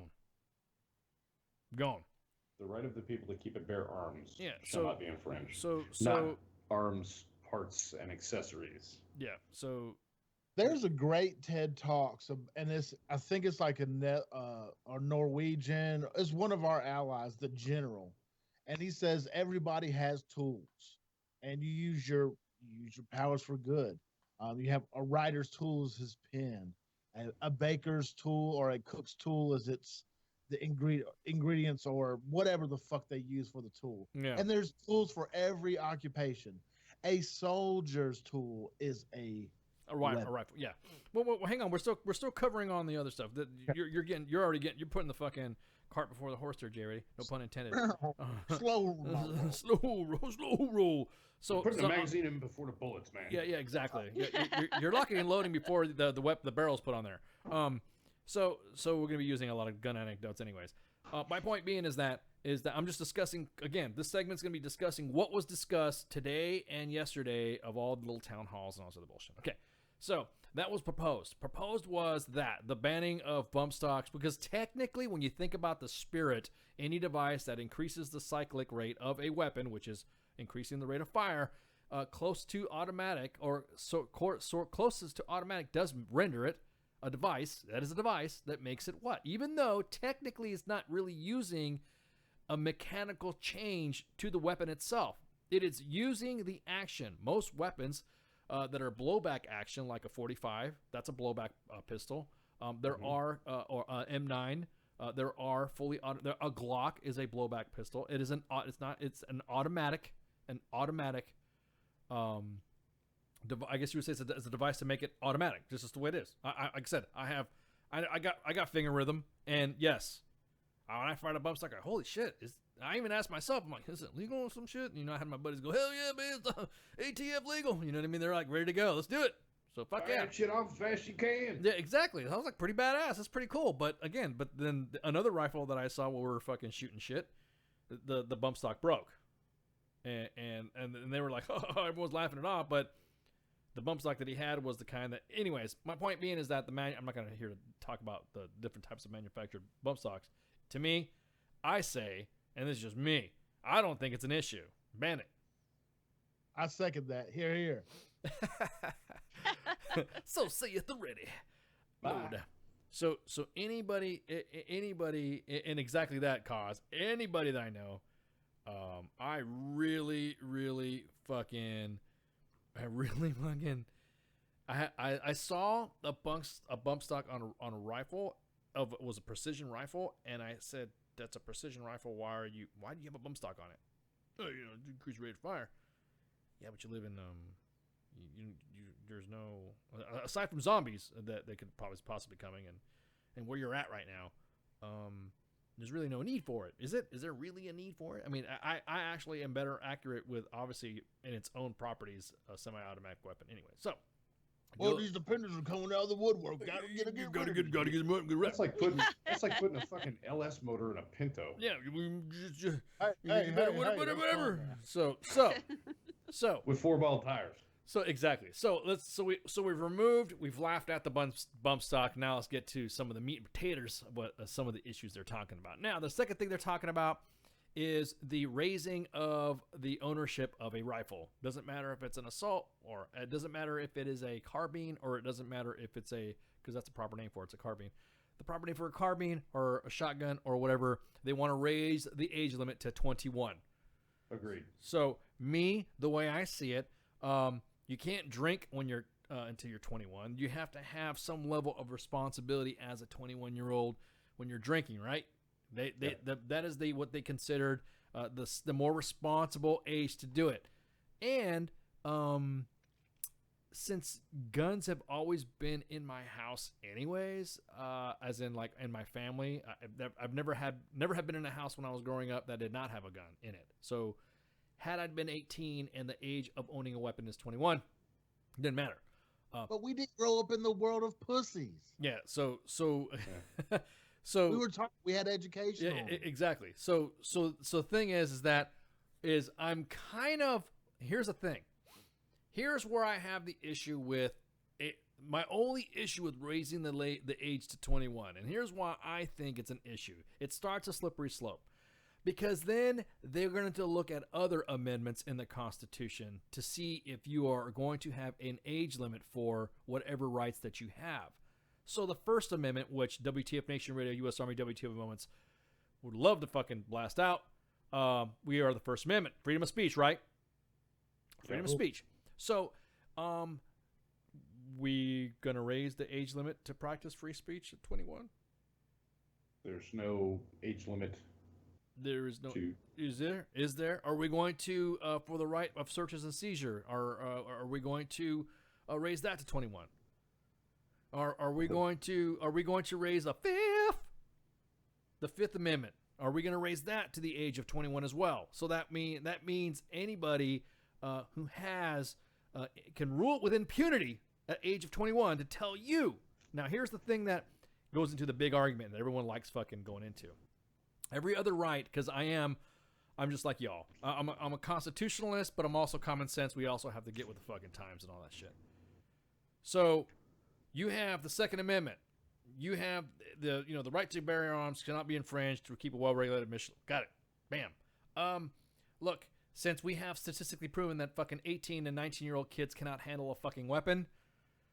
Okay. Wait, fuck a second. Hang on. No. Hang on. I'm telling you, this is what they're saying. I don't fucking care. I mean, the way I see it, 18 should be the magic number for everything. If you're going to say that I'm 18 to own an adult, fucking give them everybody. 18 to smoke, 18 to fucking own a weapon, 18 to fucking to drink alcohol. Fuck. Matter of fact, because you can't have one or the other. You can't sit there and say that it's okay for me to be 21 years old to as an adult, practice my Second Amendment rights because, again, going back to what I was saying, it's a slippery slope. Because then when the Fourth Amendment rights or the Fifth Amendment rights or the First Amendment rights are going to be pressed upon me because a doctor declared by the police, so the police is going to deem who is mentally sound to own a weapon. The police. Let me get this straight. The police is what they're talking. The police. So do you know what happens when the police becomes the determination of your medical fitness? It becomes the police state. California, perfect example. So again, I do want to, and here's the argument that fucking drives me up the wall. Flash forwarding to the shit in Florida, the town hall in Florida, if you want to call it a town hall in Florida. Anything that you said meant that you wanted dead kids when that's not the fucking point.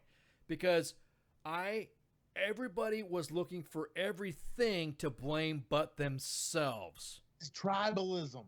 They tried to blame every fucking buddy but themselves. So the police wanted to be absconded from any responsibility of notifying anybody else and all that. The only reason why fucking Sheriff Israel is doing some shit because now his ass is in the fucking spotlight. That's why he's firing fucking Scott Peterson. because of his deputy. The second thing, where were the fucking parents? The police came 39 times. Here's what happens when we coddle. We're talking about that grit, Jay. Ready? When we coddle our kids. Well, I mean, he was just lashing out. I mean, I don't really think that he's not a bad kid. He's okay. I mean, How else did you expect him to demonstrate his anger? How can we? Yeah. I mean, how can we do? I mean, he just needed to reach out. He just needed to talk to someone. But don't talk to me because I'm his parent. What a faggot. Since when? No, but I'm saying. But since when are parents now being removed? See, slowly what you're seeing is parents are being removed from the responsibility of taking responsibility for their kids. Because I guarantee it, when I was growing up, like you said, Mike Goff, like you said, JRD, I got the switch if I came anywhere near my dad's gun cabinet. Oh, yeah. My dad. I knew where weapons were in the house, and my dad showed me. This was before the internet. You want to see books? You want to see Vietnam books and World War II books? Also, yeah. This is why you don't fuck with guns. Oh shit! He was my educator when it came to the responsibility of how guns. Like he said, once you fire that weapon and once that bullet leaves the barrel, it will irrevocably change everyone's lives if it hits somebody. Yep. April is absolutely correct. I don't agree with the gun thing. Reason being, you ask fucking 17 and 18-year-olds and 19 and 20-year-olds to go stand in front of Haji and get shot. Bingo. So, That's I mean, again, I'm really arguing what everyone's saying. I mean, personally, I'm just telling everybody right now as a WTF Nation and as your hosts, and you know, with Mike Goff and J Ray as your hosts, we're giving you courses of action of what's going to happen should any of these things pass, or what I see. Now, me personally, if you're going to raise one, like I said, there's going to be second and third order effects of everything that you're doing when you're making this decision when it comes to weapons. Yes. Because now, the way I see it, if you really want to be a dick, and this is, I will, since everyone, because you notice, as soon as the president said, hey, we're going to do this, we're going to raise the age limit, everyone shut the fuck up. Because they see what's going on. Because D. Treasy could say, you know what? Since there's fucking traffic accidents committed by fucking teenagers because they're always fucking texting, you're not authorized to get your driver's license until you're 21. Matter of fact, you're gonna be a mad fucking parent. You gotta drive that turd everywhere. And matter of fact, I don't think you're. Oh, I would be. I don't think you'd be responsible enough to fucking even be a grown up. So you're not gonna get fucking. As a matter of fact, I'm gonna bring a draft because 2 million of you fuckers can't even come in the military. So guess what? We're gonna draft motherfuckers. Yeah. Then I don't think it would get that drastic or draconian. Well, look what's happening now. Look what's happening. Yeah. Look what's happening now. Now, who fucking knows what's happening with being drastic, bro? You know what I mean? What the major difference though is every other president that was in office that talked about one of these mass shootings paid it lip service and said, no, we're not going to talk about it right now. When's a good time to talk about it? We need to talk about gun control. We need to talk about gun control. And D. Treasy's up here going, we need to talk about gun control. This is what we're going to do. Yeah. This is what we can do. Exactly. And you know what? What's rattling the fucking NRA right now, what's rattling the fuck up is because they were saying that they are, now look, the NRA donated $30 million to the fucking Trump campaign, so they want their money's worth. It's almost like the biggest sense of fucking hush money that you can imagine. You know what I mean? And that's all fucking, that's all those lobbyists do. You know, I want the draft to come back. Fuck yeah. Yeah, but look what was the numbers back in Nam of Dodgers? As opposed to the amount of individuals that were killed in service, there was about 55,000 people that got killed in Vietnam. So it was a meat grinder. How many fucking pussed out getting drafted didn't go? And Not when much. they got the number called, what do you think the number's going to be this time? Because Not much. Not Lord much. knows, I know. pussy has grown. Oh, I know. You're right. You're right. I was about to say that grit's gone. Being a man nowadays means you're fucked. If you can't be a man anymore. Because my biggest thing is that, no, we're not going to have a draft because you're not going to send our sons and daughters to fucking go fight. Wait, stop. You just fucking asked the government to do something about gun control. And now, so that tells me you want to give up your right to have the government tell you how to be a parent. If someone told me baby Ice, is something wrong with him, there's something wrong with that, when everybody and his fucking mother knows, just because I'm a veteran, you can eat a dick. All the dicks. Fucking buffet. And so that's my biggest thing, is that now we're relinquishing, because there are some laws that are currently being passed right now in states that no one really knows about the 72-hour fucking protective order one that Florida's about ready to do. 72 hours. If I say somebody in Florida is pissing me off and they own weapons and I don't think they're quite right, the police can come to your house, confiscate your weapons because we want to talk to you. And then they would be obligated to do that. They would be obligated to do that by the law. How? They will confiscate your shit. Don't say about the how. It's going to happen. There's no how. I'm not It's saying moving. how. Like, my worry is like, what about the veterans? No, that's exactly it. PTSD and they're going through a divorce. That's already does and it. The wife is like, they're already doing it. They've already done it. They're doing it right now. Already does it. They already do it right now. Everyone's talking about, Trump had the opportunity to sign this and sign that. Do you want to know why he signed off on? He did not. He vetoed this one fucking thing about mental health stuff like that. So that way, old people, if they needed to use a resource, they had a resource out for somebody. It's for Social Security payments. They counted that reaching out as behavioral health. See, that's the thing. Our behavioral health system needs to change on what is classified as behavioral health. If you want to remove the fucking stigma, then you need to change the meaning of behavioral health. oh, I agree.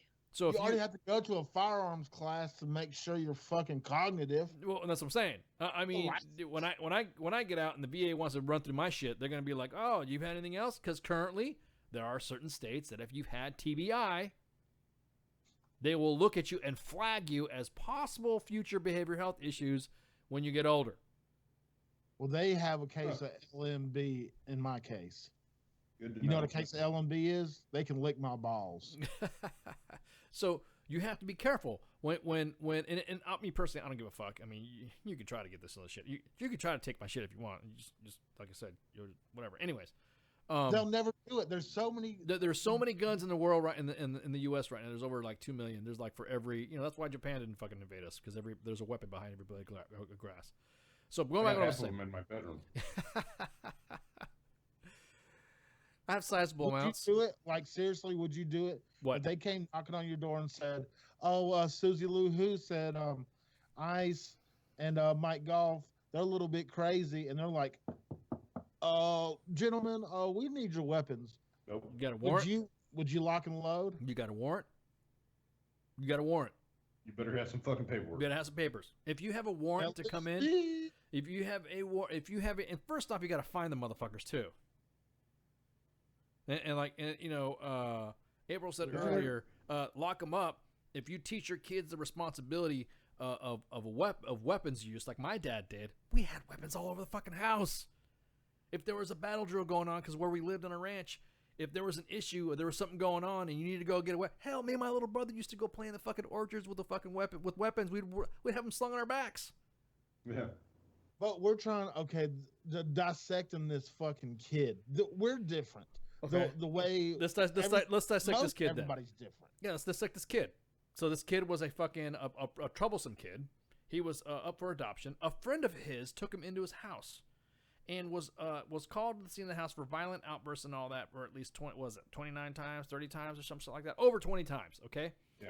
He was seen and medically evaluated and deemed possibly, but not. However, at tips at FBI.gov, there was numerous tips of his videos posted on Snapchat and fucking YouTube saying that he was a professional school shooter and he was gonna fucking shoot up a school. So, so let's get into the mix of the responsibilities. Again, everybody's fucking pointing a fingers, but they don't want to take responsibility. I saw the signs, and it opened up my eyes. And Didn't I touch on this on the last show? There's nobody just fucking snaps. There's always red flags. Oh, there's always red flags, but we always want to fucking change our Facebook profile fix, send hearts and prayers, and all that shit. Now, here is where everyone's talking about. No, Jay Reddy, you're gonna have to bear with me on this because I know it's not your thing. But there are also societal issues with religion. Yeah. There are societal issues with religion to where the fact where everyone's talking about, and this was a good point, you kind of had to zing it. There was a zinger. I can't remember, I was watching one of the Talking Head shows that there, and he was a religious guy. I think it was a father or a pastor or something like that. Anyways, said you can't really sit there and say have hearts and prayers for fucking a school that got shot up when you just voted to have "In God We Trust" taken out of the school, or you said you don't want to have the Pledge of Allegiance taken out of school. That was savage. That pastor that said that has got a good point. They're just words. They're just words, but I'm just saying. I'm just saying, but you have to think. They're just words to you. To you, but there are some people that, I've never had any issues with somebody who had a religious purpose, anyways. But take your pick. But my point being is that, like you were talking about, society. Nobody wants to say the R word. Nobody wants to say the religion word. Nobody wants to say male role models. Nobody wants to say a whole home. I've been divorced so many fucking times that I can have a neighborhood of fucking ex-wives. Oh shit! Okay, hold up. Let me write. You just hit me right on the fucking nugget with something. Go ahead. I'm about to do a statistic check right quick. Go ahead. I need to make a list of what you just said. Okay, go ahead. Male role models. Yep. Models.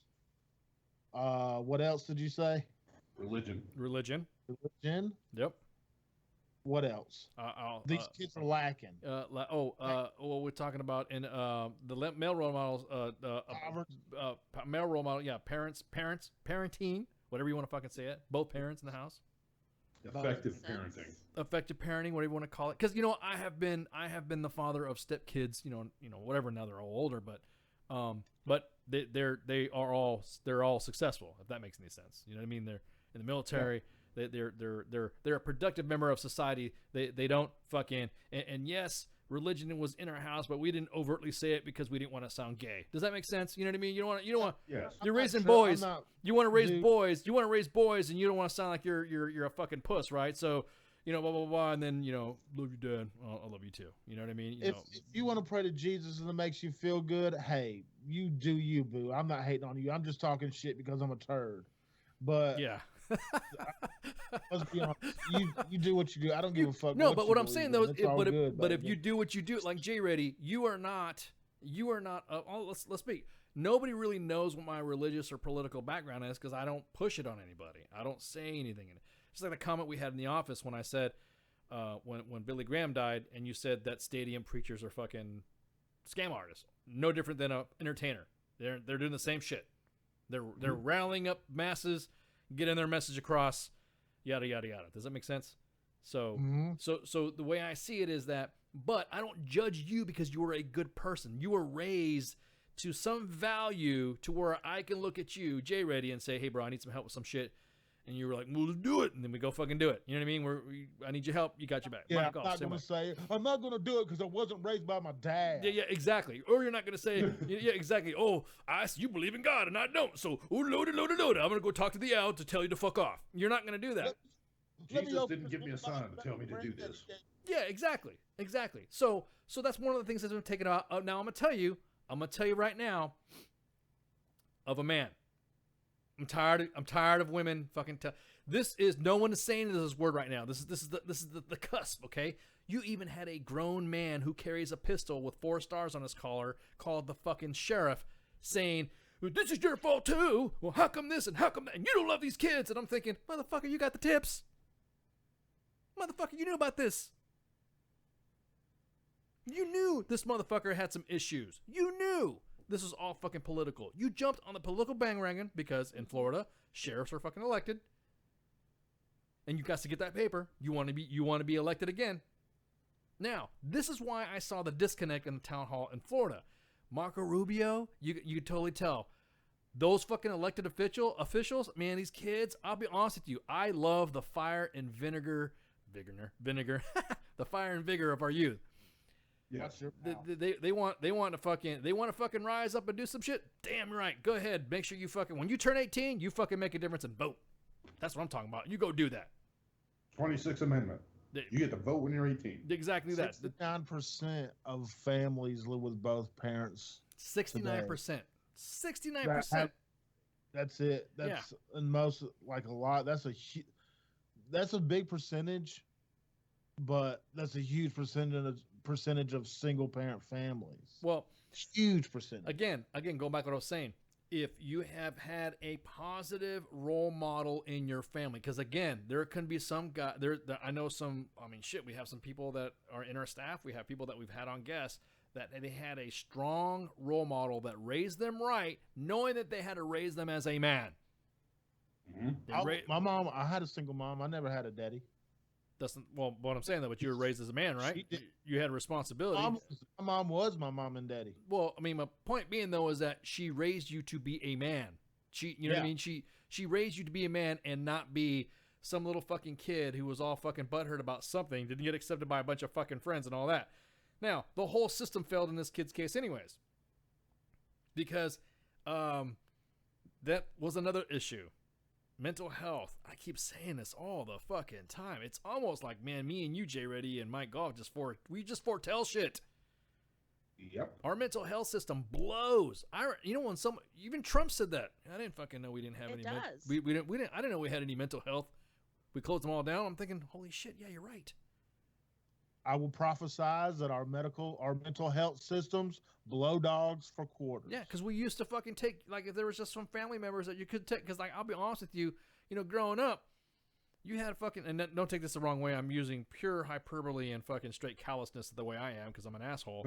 You had a family that was a little goofy. You fucking sent them to the goofy house. You fucking, you went to the fucking state hospital that was an asylum that was there to evaluate because motherfuckers rocking back and forth and looking at everybody all fucking crazy and shit. And you have 2 elderly parents or 2 older parents that can't handle somebody like that because a motherfucker's a goddamn grown man. Yep, send him to the goofy farm. That's it. He's gone. I'm not bashing anybody in the mental health system, but hey, I'm sorry, man. If you don't have the faculties to fucking maintain life, like in cognitive life, now this motherfucker is using the same tactics that little spoiled kids use. Well, if I plead guilty, I don't want to get the death penalty. I'll plead guilty if I don't get the death penalty. No, motherfucker, this is real life now, son. People gonna die. This is why I don't want the fucking the age of owning a weapon, fucking, because the kid can fight and say that the gun should have never been sold to me then. Let's look at it like this. Who gave the kid the fucking money? That's one point. That's a very good point. Who do we kill over in Afghanistan? You fight. No, we fought everybody in Afghanistan. Well, dude, come on, man. When we were fucking in Iraq and Afghanistan and there was the invasion or some shit, dude, that was fucking wholesale slaughter, bro. I'll fucking be open about it. Fuck yeah, dude. And fuck, I have seen every life form of human, every age and every whatever, animal and whatever, just getting fucked up. Fighting age males. They're fighting age males. Fuck yeah. Fucking, I'm sorry, dude. You're fucking, and you get dealt with it. Even kids as little as baby eyes getting fucking killed. I've seen it all. But again. What I'm saying is like that when we're sentencing this kid, he's a fighting age male. Yeah, he is. Exactly that. His age, he could be in the fucking army. So you give that cocksucker life. No. Kill him. Kill this little turd. Like, kill him. Yeah. I'm just gonna kick his ass. So don't do this lethal injection. Yeah, shit, bullshit. Man. Yeah, he needs to. He Make needs, a yeah. fucking No, he needs to get. No, he needs Bring to back the firing squad. No, he needs to get shot 17 times, and then right before he's about ready to pass, revive him, and then fucking jolt him with Old Sparky with no fucking with no water. You know what I mean? So that way he's jolted the fuck. This dude needs to fucking suffer. I mean, and that's the thing. All the parents should have a turn shooting at him. Yeah, to busting him. some caps at him. Yeah. So I got a question right quick. Somebody sent me a question. To set a precedent with kids' influence in political change, it's gun now, but the media would use kids to say influence immigration or something else like that. This could be huge because behavior that is rewarded will be repeated. Of course, I see. They've already started that with the Dreamers. Yeah, they already started with the Dreamers and shit. You notice they're fucking quiet right now. Yeah. Nobody ain't nobody saying shit because nobody wants to say if the victims or if any of the if the offender was a dreamer. Nobody wants to say that shit. Now I'll throw that bomb right now. I'll throw that fucking. I had a dream. You better shut that shit up. There'll be a bit of I will bring it right now. You want to know if any of those kids that were killed were dreamers, or victims were, or any of the schools that were dreamers? I'll be honest with you. When you have adults, grown fucking adults, paying for something that they know is that kids, they're using you. Think about this. Find out where he got that money to buy that motherfucker. Find out he bought several weapons from what I was told. Now, who was the fucking everyone? Goddamn, nobody wants to talk about that. So again, you got to be careful when you're talking about changing some of the changing. Now, the second thing not the second thing, but the additional thing on the president's agenda that was discussed is fortifying schools, making schools hard. So it's so crazy. So he wants to fortify a school and make it a hard site with either arming teachers or hiring veterans to roam the schools. Where do I sign up? Yeah, for real. Yeah, I was about to say, if anything else, if you want to curb veteran fucking, if you want to curb veteran unemployment, the best thing to fucking do, and that's anybody. Now, or even veteran suicide, because now you're giving them a task and purpose. You're giving them a purpose. You're protecting little kids, dude. These are kids. Now, I guarantee it, fights will drop. Oh, yeah. I guarantee it, there will be less issues in the fucking parking lots of schools when there's an event, when you got me, Jay Reddy, and Mike Goff walking around in fucking kit with an M4, walking around the school doing perimeter checks. It doesn't even take an M4. It's a fact. It happened when I was a recruiter. I had a principal at one of the high schools that I was assigned to as a recruiter. The principal called me at 8 o'clock in the morning. Hey, one of my disciplinary supervisors, whatever, called out this morning. I need somebody. Can you cover for him? Because we don't have fights when you're here. Wow. Fuck yeah, I'll be right there. And I stood in the quad all day in uniform. Nothing happened when I was there. Try something, little motherfucker. That's another thing too. Some of those little fucking kids need a fucking knock jerk in their fucking ass, man. Because there's some little punks out there too, and that's the thing. Where we're all, whoever was circle, no fucking way. Oh, he was a loner. Motherfucker, he had friends. I hate the fucking idea that we're talking about making schools max security. Well, that's like what I'm saying. Yeah, exactly that. They're talking about making them like a prison. Now, here's the thing.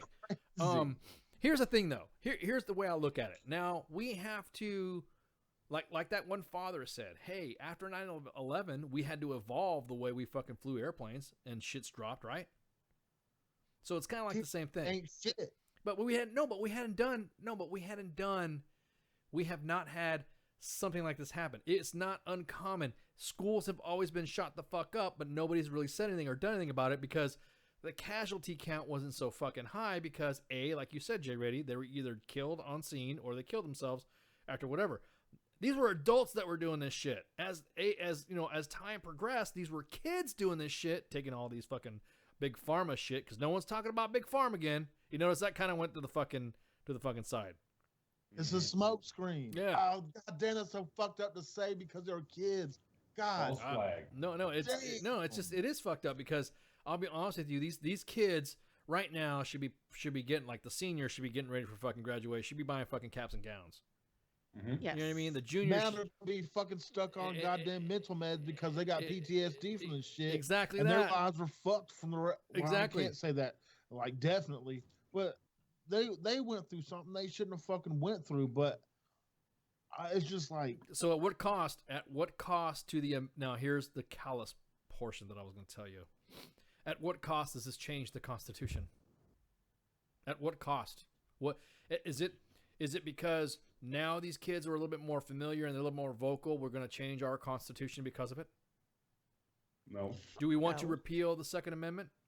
Because No. you start one. I keep telling you about that slippery slope. I think that 18 should be the fucking. That's it. If you want to fucking raise the limit of owning, hey, whatever. I don't give a fuck personally because there's some states that are more restricted than others when it comes to weapons purchases. It doesn't matter. I don't think they can make a justified decision from this viewpoint. They're looking out of. They have a pigeonholed viewpoint. Yes.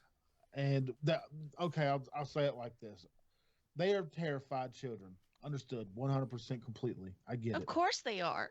But they can't make a justified decision from that pigeonhole, and they'll never not have that pigeonhole look at it. Here's my saying. Why are you changing? I know what you're about ready to say. Go ahead. You're talking about the decision factor as young as they are, what qualifies them to make that decision for us. Is that And what we you're saying? as adults, we as veterans, we as Exactly. people that's been outside the fucking box know how the world really fucking is. Exactly. They don't know. They don't fucking know. They don't. So their frame of reference is forever skewed because of this event. Yes. Now now here's the thing. The whole thing that happened down in Florida was more of a fucking attack on Marco Rubio and fucking Dana Loesch. They didn't discuss anything. That's what I'm saying. That's why I had more respect and admiration for the guys that spoke to the press. Because I'll be honest with you, me yelling at a sheriff, I've yelled at cops before. Me yelling at some fucking fucking loud chick, I've yelled at her. Like I said, I got ex-wives. It's easy for me to do that. I've yelled at them too. So, but raising your voice and being passionate in front of the fucking president, in front of millions in the world, you got mad props, bro. No matter what party you're from, doesn't matter what side you lean on when it comes to the weapons or Second Amendment. You a mad prop. You stood up to the president and you told him this enough is enough. Interactional vandalism. Exactly. But I'll be damned. Here's the thing. So let me get this straight. You're letting kids decide adults things for kids not to get. So That's why I said if you want to go down that slippery slope, then let's make everything 21. Let's make everything 21, because I guarantee it, now what you're doing now is that this little fuck is going to say, well, you're going to raise the weapons at 21 because I wasn't cognitive enough to understand, blah, blah, blah, blah. Yes, the majority of people who were fucking involved in those shootings, mass shootings, were, yes, they did have mental issues or were taking some of them shits. They were taking some fucking drugs. Your recruiting numbers. Yeah. That goes your quota. There goes your quota. So, I mean, we keep talking about this all the fucking time. That the majority of fucking let's put it this way, the majority of child psychologists in schools grew from fucking 500 in 1940 to up to 22,000 in fucking 1990. 22,000. What about it, Miss April? There's no need for an enlistment age if you got the draft. True. There's no, as soon as you're 8, and because you sign for a selective service. Matter of fact, everybody can join everybody, even women now can sign up for the selective service. And guess what? Ready to know? Hi, yarg. Y'all can fucking join. Y'all can join in. So at 18, see, that's the thing. And this is where you were talking about, Jerry, about the life skills and the role model stuff. You'll get it in the military. Our military is not the old fucking military where we had draftees and shit. You know what I mean? It was really kind of fucked up. But now you have somewhat of a smarter you have more of a smarter military that I think it can handle draftees better than what it did back in the early days. So if they fucking let the drill sergeants do what the drill sergeants do. Correct. So if immediately, as soon as you turn 18, upon graduation of 18, it's just like fucking Starship Troopers. There's buses behind your fucking high school ready to take you to the mobile infantry, because the mobile infantry is what made me the kind of man I am today. Unless you're in the DOD, because you'll get processed out in 12 months. Would you like to know more? Would you like to more? Yeah, the need to ICE intensifies. The agency and myself. So that's where I'm with April, like 18 enlistment age, but 21 to buy weapons. So. Exactly. Well, that's what I'm saying. But it's 18. Well, I'll be honest with you, 18 to join the military and 21 to drink. I don't. You know what I mean? Crazy to me too. Yeah, it's great. It's a fucking balance. It makes sense actually. Because think about it. Because if you're 18, you join the military, you get weapons training. Correct. You got 3 years of weapons training before you can legally buy one. Correct. You have been trained by the military. You got a DD-14. Everybody knows that when you join the military and you get a DD-214, you have to have had basic training and weapons qualifications. So 18, you're drafted. It doesn't matter. Like I said, the buses behind your high school graduation are ready for your ass, and everybody goes to fucking basic. Get out. And you get out. No, you can get out. You get out of fucking. What I'm saying is, when you get out, all these fucking turd chewers are like, oh my God, he's got PTSD. He was in the war. He killed people. You Take have his guns away, please. You understand, but you have to think about what's happening right now. Now everyone's accepting the fact that there'll be an armed veteran on a school. You see the madness. You see the madness that we're getting into now. All the stigma that everyone has been talking about combat vets, you're introducing them to a school that you had issues with before. Yeah, now you want us at the school. We're a danger to society because we got PTSD, but you want us to guard the kids. So now you want us to. What a fucking world we live in. Isn't it a mess? That's why I knew. I was like, man, if we start talking about this, I'm gonna start throwing facts at everybody to get everybody throwing it, because it's this rabbit hole when it comes to our Constitution and then the add-ons. See, that's the problem. It's weaponized PTSD. It is, dude. It is. We want you to take your PTSD and focus it at the threat. Just like they're weaponizing the kids movement right now to fucking change and repeal the Second Amendment. Do you know that the fucking pussy hats aren't fucking in charge of the goddamn of this march that's coming up? Of course they are. They changed their fucking logos and everything from being the women's march supporting the youth to now it's just the movement of the youth. George Clooney, Willis fucking Katzenberg, Steven Spielberg, Oprah have donated money for these kids to go stay in fucking DC and march in fucking on the 20th of March. So they're all fucking doing it. So Ultra 2.0. Yeah, exactly. Everyone was trying to say. Oprah Winfrey even said these are just like the Freedom Riders. Motherfucker, please don't even compare these kids they're not. to the Freedom Riders. There's a different fucking time, and the way I see it, are we catering to the youth because they're throwing a tantrum right now, or is it a legit argument? No. Fuck no. These shits are isolated as fuck. Let's look at the numbers. Okay. Isolated as fuck. It's a tragedy and it's Let's look, horrible. So let's look at the comparison then right now between teenagers killed in traffic accidents as opposed to teenagers killed in with gun deaths. Traffic accidents win by far. No, by far, Of course they do. About 150 a day are killed. 150 a day. A day. So you know what? Teenagers are fucking dangerous. Motherfuckers need to take away their license. Matter of fact. Thank you, Captain Obvious. Way to go. Yeah. God damn it. Fucking you little shits. You're dangerous. You need to. You know what? We need to fucking They're shooting up schools to get media attention for that. They're texting and driving. They're texting and driving, crashing their cars, killing everybody. Yeah, fuck it. They're fucking eating Tide Pods. Yeah, they're exactly. overdosing on opioids. Fuck them all. So you know what? Little shits, 21, you're going to get driver's license. Matter of fact, you have to join the fucking military. You get drafted in the military. When you come out of the military, don't worry. When you ACAP, you'll get your fucking driver's license of whatever state you're ACAPing into. And then bam, you have a driver's license. You'll be 21. And then you guess what? You get to own a weapon. And we'll choose you a dependent. I kind of want to put it out there, like you're bringing this up with the kids and then, throwing tantrums and stuff. Like how many really believe in the whole, walkouts in schools and what they're doing right now? Like really, okay, look, do they really believe that? Oh, no, and the reason why I brought this, I'm bringing this up is today. My son asked me, he's like, Mom, why are they spending $30 million to renovate our school, but they can't hire a couple of security guards? He literally said, I'd rather have the security guards. So your question is, how many of these kids actually believe what they're doing? Oh, I'm glad you am. Whoop, whoop, whoop, whoop. Mike, go with the bonus answer. Hold on. Let me go ahead. Go for it. How, do they really believe it, or are they just listening to what's being told to them? This was my response when I first started college, when I first ETS'd or retired out of the Army, and I first started college in California. And that first 18-year-old stood up in ethics class and said, well, my opinion is, and I turned around and I said, no, shut the fuck up and sit down. You don't have an opinion. You're 18 years old.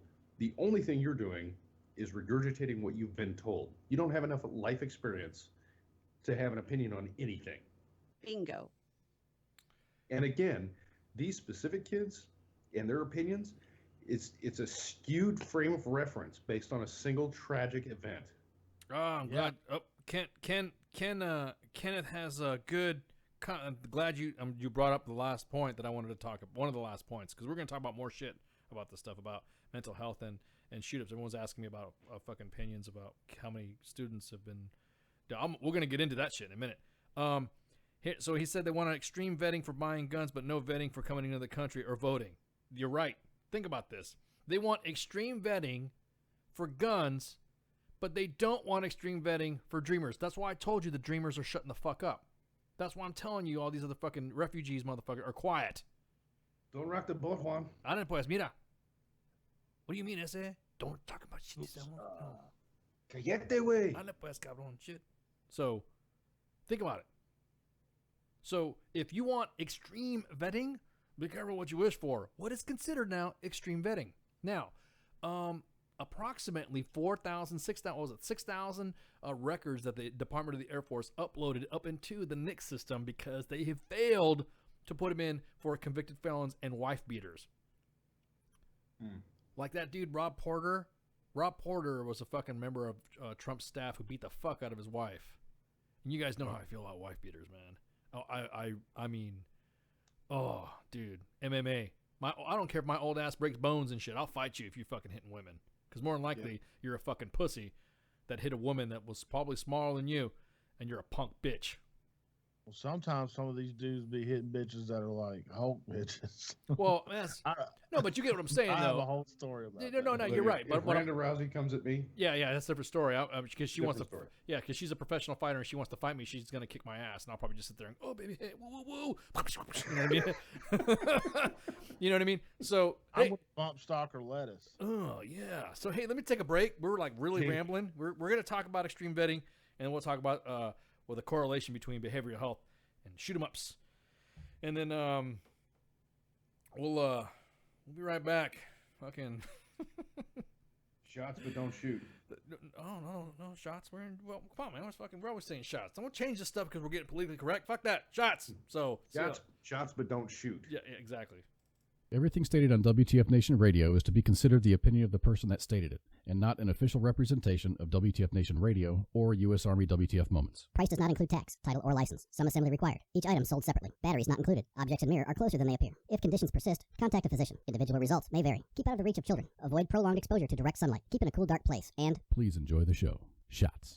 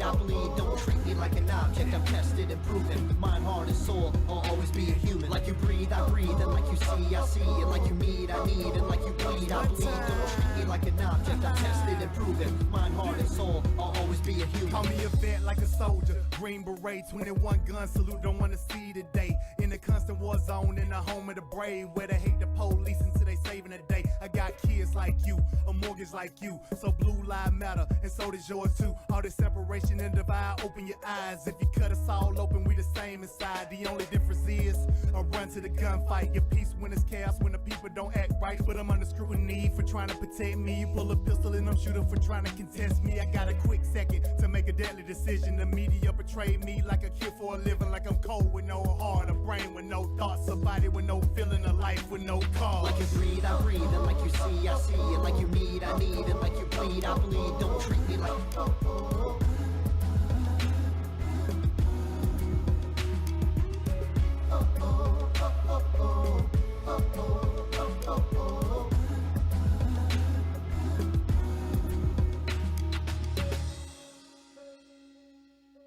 voice of U.S. Army, WTF Moments. This is WTF Nation Radio. Good evening, boys and girls. This is Tim Kennedy. I'm a Special Forces sniper, a Ranger qualified Green Beret, a UFC fighter. Please listen to us and the shenanigans that we're going to say. We will insult you. There will be racial slurs. We will be sexist. We will offend you. But there will be magic, and a unicorn will be raped. So enjoy the show. Thank you for listening on WTF Nation Radio. Hey, we're back. Part 3. Starts time. 22 February 2018. Oh, man. What a show. Broadcasting live from the Functional Veteran Center of Excellence. So, we were going to talk about something that everyone, and I threw that little quip in there from Kevin Costner. Men. It's time for you to be men. I dropped something that somebody sent me in this story that we're talking right now about the lack of parent. I've seen a lot of comments in the Facebook live chat, which I'm glad everyone has fucking mentioned it. Men, you need to pull your sacks out and be men. I'm not, of course, not talking about us. I'm not talking about the guys in here. 90% of homeless and runaway teens, 71% adolescent substance abusers, 80% adolescents in mental health facilities, 70% of children in juvenile detention, 60% of rapists, 70% teenage mothers, kids born out of fatherless families are 44% more likely to raise children in poverty, twice as likely to commit suicide, and 9 times more likely to drop out of school than their peers with nuclear families, or complete families, I guess you'd say. Women are tired of fucking raising babies. You see moms, right? When they're busy, right? They're tired already. They don't need an adult baby to fucking raise as well. At all. There's no need for you as a man. I'm talking to men right now of WTF Nation. There's no need for you to use any excuse to remove yourself from the equation when it comes to your kid. Everybody in my circle that I know is involved with their kid. And even if the marriage doesn't work out. Bingo. I was just about ready to say, even if the marriage is not working out, thank you, Michael, you have to be there for the kid. Aside from any other drama that you have with a spouse that you just left, I'm speaking from experience. Experience. Yeah. You're speaking for the kid.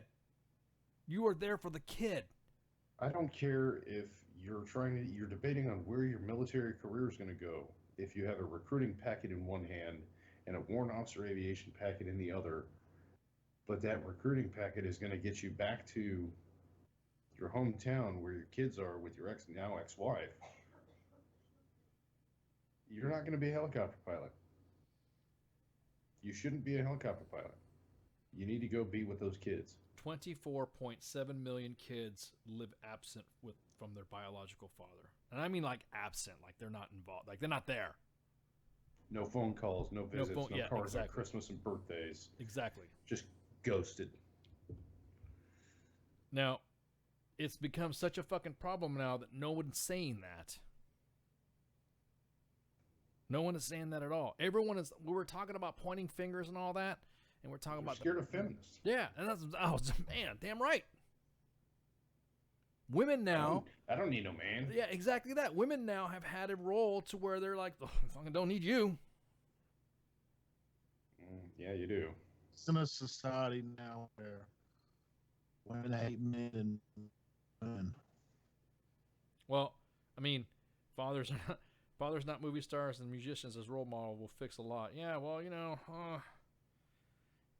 I have in the many a plethora of fucking divorces that I've had, I'm still in contact with all my kids. When I visit with my kids or my kids are visiting with me, I don't talk about my marriage. I talk about them. I ask them how they're doing. I ask them how school's coming along. I ask them, hey, everything going okay? Do you need some money for this or whatever? Need some cash, because I got older kids too. What do you need from me? Yeah, what do you need from me? What do you got? I mean, obviously, because if they moved out of the house, if they're little ones, you're damn right. Go broke for them.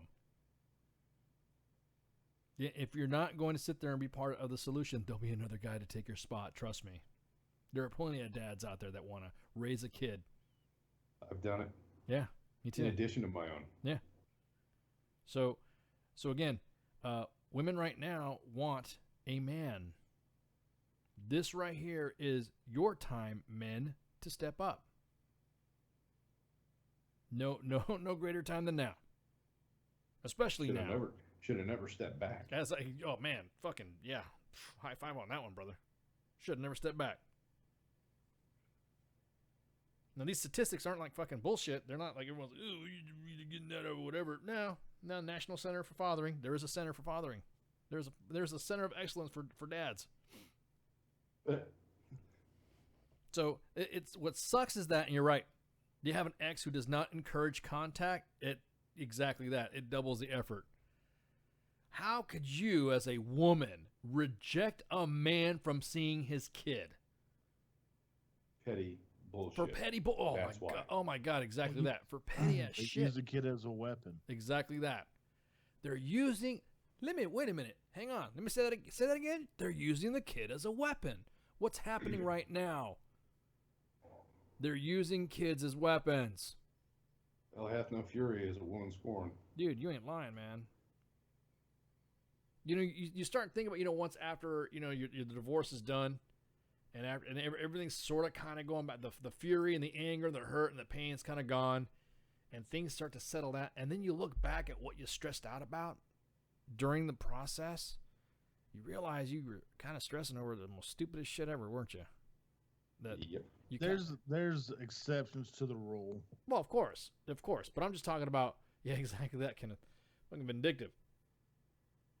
They don't see, they see their kids as, they say, my this, it's my child, it's my this, it's my that. Everything was great. Well, wait, how come is it when we were going through a divorce, it's our shit, but when it comes to our kid, it's my kid? I would never deny, ever, my ex-spouses, ever deny them any visitation or any time with the kids that I've had with them. Ever. It's not gotten to the point where I've had to threaten fucking in-laws and shit, though. That's what sometimes, man, holy crap. In-laws are some of the reasons why marriages fail as well. You ain't lying about that either. Well, I'm just saying that's not to the point where that's not to the point where they're not looking for guidance or something like that. It's just sometimes they're too involved. Thing I can say about my parents is that, or anybody, I know we've talked about this before, guys, is that some parents just are good when they're parents and they ask you how you're doing and things are going. They're there for you when you're hurt and you're going through your problems. Everybody wants to fucking. A lot of that thing with the in-laws is, that was my kid and you hurt my kid, so I'm trying to hurt you. Correct. You're the reason why, and now I have to explain to the kid why we're divorced, and I don't want to tell them a version and then you say another. Because I'll be honest with you, when I hang out with my kids and it's visitation time, and of course, ICE ex-wives, don't get butthurt when I say this. I don't give a fuck if you do. I don't really talk about you when we're with the kid. I don't. You are like the last thing on my fucking mind. I'll ask Princess Ice, hey, you want to go to the movies? You want to go hang out? Tell me how school was at. You like a good time? Blah, blah, blah. Hey, you want to go hang out with this? Yeah, let's go do that. You know what I mean? It's all about the kid. All about it. Now, I'm not saying that single moms are bad. Don't get me wrong. I'm not saying being a single mother is bad, because you as a single mother have to protect yourself and protect the kid at any time you're in a relationship. But please, don't get involved with the fucking fighting over some stupid shit. If it's stupid shit or something like that, that's a relationship issue, then of course, obviously that's between you and your ex-spouse. But when it comes to the kids and visitation, man, they're not tools. Yeah, they're not. No, they ain't. And that new guy ain't that kid's daddy. You are. This goes back to what I had said earlier in the first hour, when, being a non-commissioned officer, soldiers are right to your NCOER through their actions and performance. Correct. You will be judged as to whether or not you are a successful father based on your children's ability to be self-sufficient and successful themselves. Yeah, just like April said, kids are like privates, impressionable. What's that old saying? You got to teach them to fish. Parent is to keep your daughter off the pole. I tell my kids a dad's job is to keep his kids off the pole or away from the pole. I just want my kids to fucking go, just be a good person. Never bring up those old. I never bring up old. You know what that saying is? You don't want your kid, gutting a homeless person. No, that's actually I don't say shit like that. My kids think it's funny. A dad's job is to keep his kids away from the pole. I Yeah. don't want my daughters dancing on the pole, and I don't want my sons going in there and contributing to that. Yeah, exactly. Environment. Exactly that. So when you have kids that are involved in a relationship like that, and it's going to go south, and the kids are watching what's happening between you two, the kids are going to have, as they grow up, they're going to formulate an opinion and impression of what a relationship is supposed to be like.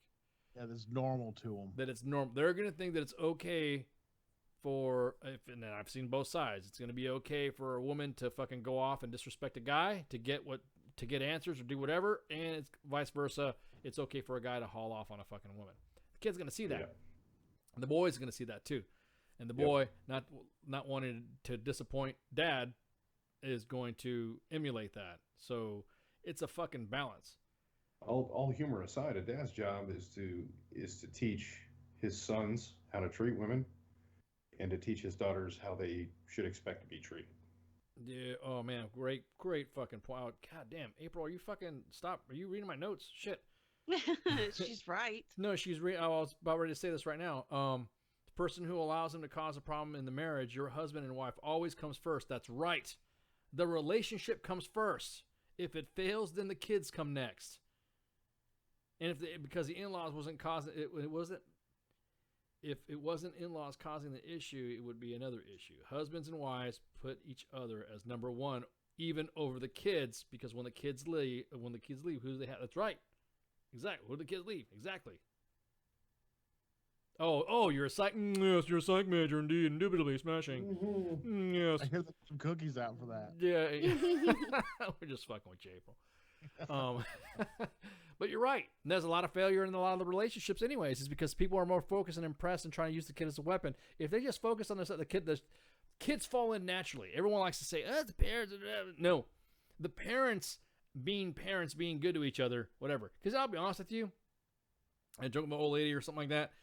Oh, you're going to do this? Yeah, whatever. Blah, blah, blah. Oh, you can be act all cranky? Oh, you better shut up. No, you better shut up. Poking around and joking around like that, and the kid sees you joking around, laughing, and all this other stuff, just being goofy. Kid's going to like, oh, well, that's how mom and dad talk, I guess. Whatever. Dad changes his voice and imitates somebody. He imitates J. Reddy, because J. Reddy knows my kids, so, they love talking to Uncle J. Reddy, but it just, Dad, you're trying to sound like J. Reddy. What do you mean I'm not going to do the dishes? Baby Ice loves J. Reddy. So anyways, my point being is that the kids see good environment with you two interacting, because really there's not really much to fucking argue about. When you kind of think about it, being in a relationship is really fucking easy. Bullshit. No, it is. Well, in my case, man, it wasn't, dude, because I ended up,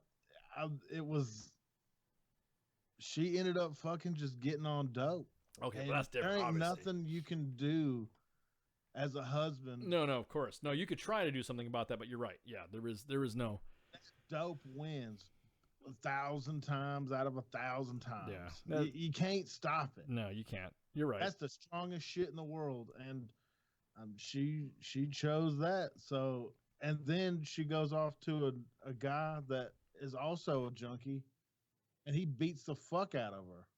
And I was like, what do you expect? So that's given me leeway to get custody of my son. So, like, you can't have kids around that shit. No, you can't. And this drug epidemic and this narcotic epidemic is running rampant through young families. Yep. Oh, well, we were talking about how. We're talking about how the relationships between narcotics and mind-altering drugs. Some people say they need it. Some people say they don't. I think when the kids are young, they're young minds. They're forming. You know what I mean? And I don't think they realize they're not fully developed until you're 25. Your frontal cortex is not fully developed. Well, wait a minute though. Then there you go. Let's up the age to 25. 25 then. Yeah, 25. That's fucking 21. Kids, you can't drive now until you're 25 years old because you don't have the cognitive abilities to understand what driving is like. You can't rent a car until you're 25. Well, there you go. There you go. Yeah. So saith the J. So saith the J. Radieth. Yes, sir. Lord, right there. Put it in a plate, baby. Put it in a plate. It's time to pay times and billings. There you go. But no, exactly that. Well, everyone talks about how there is no connection. Man, every time I talk about a mass, you don't notice that, Mike Goff? You always talk about mass shootings, and I always got to bring up this fucking stat because everyone likes to argue about it. I know. So, let's go back as far. That's because you and I are we're divorcees. Well, divorcees. I got a PhD in divorce, but yeah, go ahead. You have a PhD in divorce. I have a bachelor's. I have a bachelor's. Yeah, I have a bachelor's too. Well, okay. Well, okay. In that case, I have a master's. No. It's wait.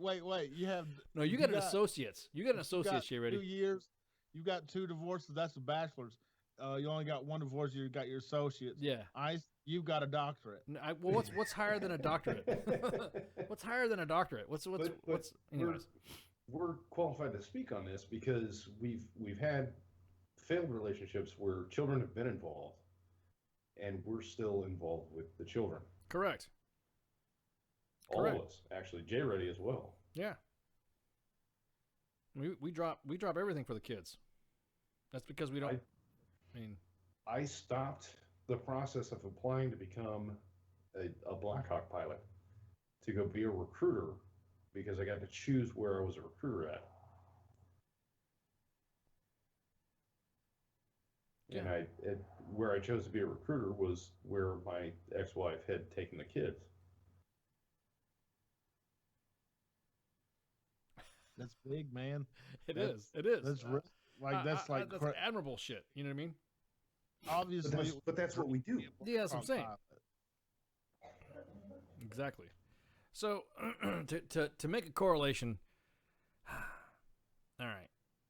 So there's been websites and all sorts of shit they had, and there's fucking dating all the way back to 1985 when Steve Brownlee, an Atlanta postal worker, was on psychotropic drugs, killed 2 coworkers, and that's what started out the term postal. Going postal. So then in 1986, 14-year-old Rod Matthews of Canton, Massachusetts, beat a classmate to death with a baseball bat while on Ritalin. In 1988, 31-year-old Lori Dan, who had been taking antifril and lithium, walked into a second-grade classroom and began shooting. 1 child was killed, 6 wounded. Later that same year, 19-year-old James Wilson went on a shooting rampage in Greenwood, South Carolina elementary school and killed 2 8-year-olds and wounded 7 others. He'd been taking Xanax, Valium, and 5 other drugs. 1989. Damn. 1989. Talk about a fucking cocktail. Yeah. 1989, Patrick Purdy, 25, opened fire on a schoolyard filled with kids in Stockton, California. 5 kids were killed and 30 were wounded. He'd been treated with Thorazine and amitriptyline. 1993, Stephen Lath of Chelsea, Michigan, walked into a school meeting and shot and killed the school superintendent, wounding 2 others, was on Prozac. 1996, 10-year-old Tommy Beckton grabbed his 3-year-old niece as a shield and aimed a shotgun at a deputy, accompanied by a truant officer in his Florida home. He had been on Prozac. 1997, Michael Carneal, 14, opened fire at students in a high school prayer meeting in Heath High in West Paducah, Kentucky. 3 died and 1 was paralyzed. He was on Ritalin. 1998, Kip Kinkle, 14-year-old, Springfield, Oregon, murdered his parents and proceeded to his high school where he went on a rampage, killing 2 students and wounding others. He had been taking Prozac and Ritalin. 1998, 11-year-old and 14-year-old Michael Johnson apparently faked a fire alarm at Westside Middle School in Jonesboro, Arkansas, and shot students as they left the building. 4 students and a teacher were killed. The boys were on Ritalin. We just talked about that in sociology class, that particular incident. Yeah. Sean Cooper, 15, of Notice, Idaho, took a shotgun to school and injured 1 student. He'd been taking Ritalin. April 20th, 1999, everybody knows this one. Eric Harris and Dylan Clabo shot and killed 12 classmates and a teacher in Columbine. They were both been taking Lovux. Todd Cameron Smith in 1999 walked into a high school in Alberta with a rifle and killed 1 student. He had been talking with he was going to be given a drug and was prescribed a drug of unknown substance after a 5-minute conversation with a psychiatrist on the phone. 5 minutes on the phone. Fuck me, dude. In 1999, Stephen Abrams drove his car in a preschool playground in Costa Mesa, California, killing 2. He was on probation and required to take lithium. In 2000, TJ Solomon, 15, opened fire on a Heritage High School in Conyers, Georgia, while on a mix of antidepressants. The same year, Seth Trickey of Gibson, Oklahoma, 13, was on a variety of prescription drugs when he opened fire and his middle school class, injuring 5. Do I need to fucking go on and tell you what the fucking pattern is?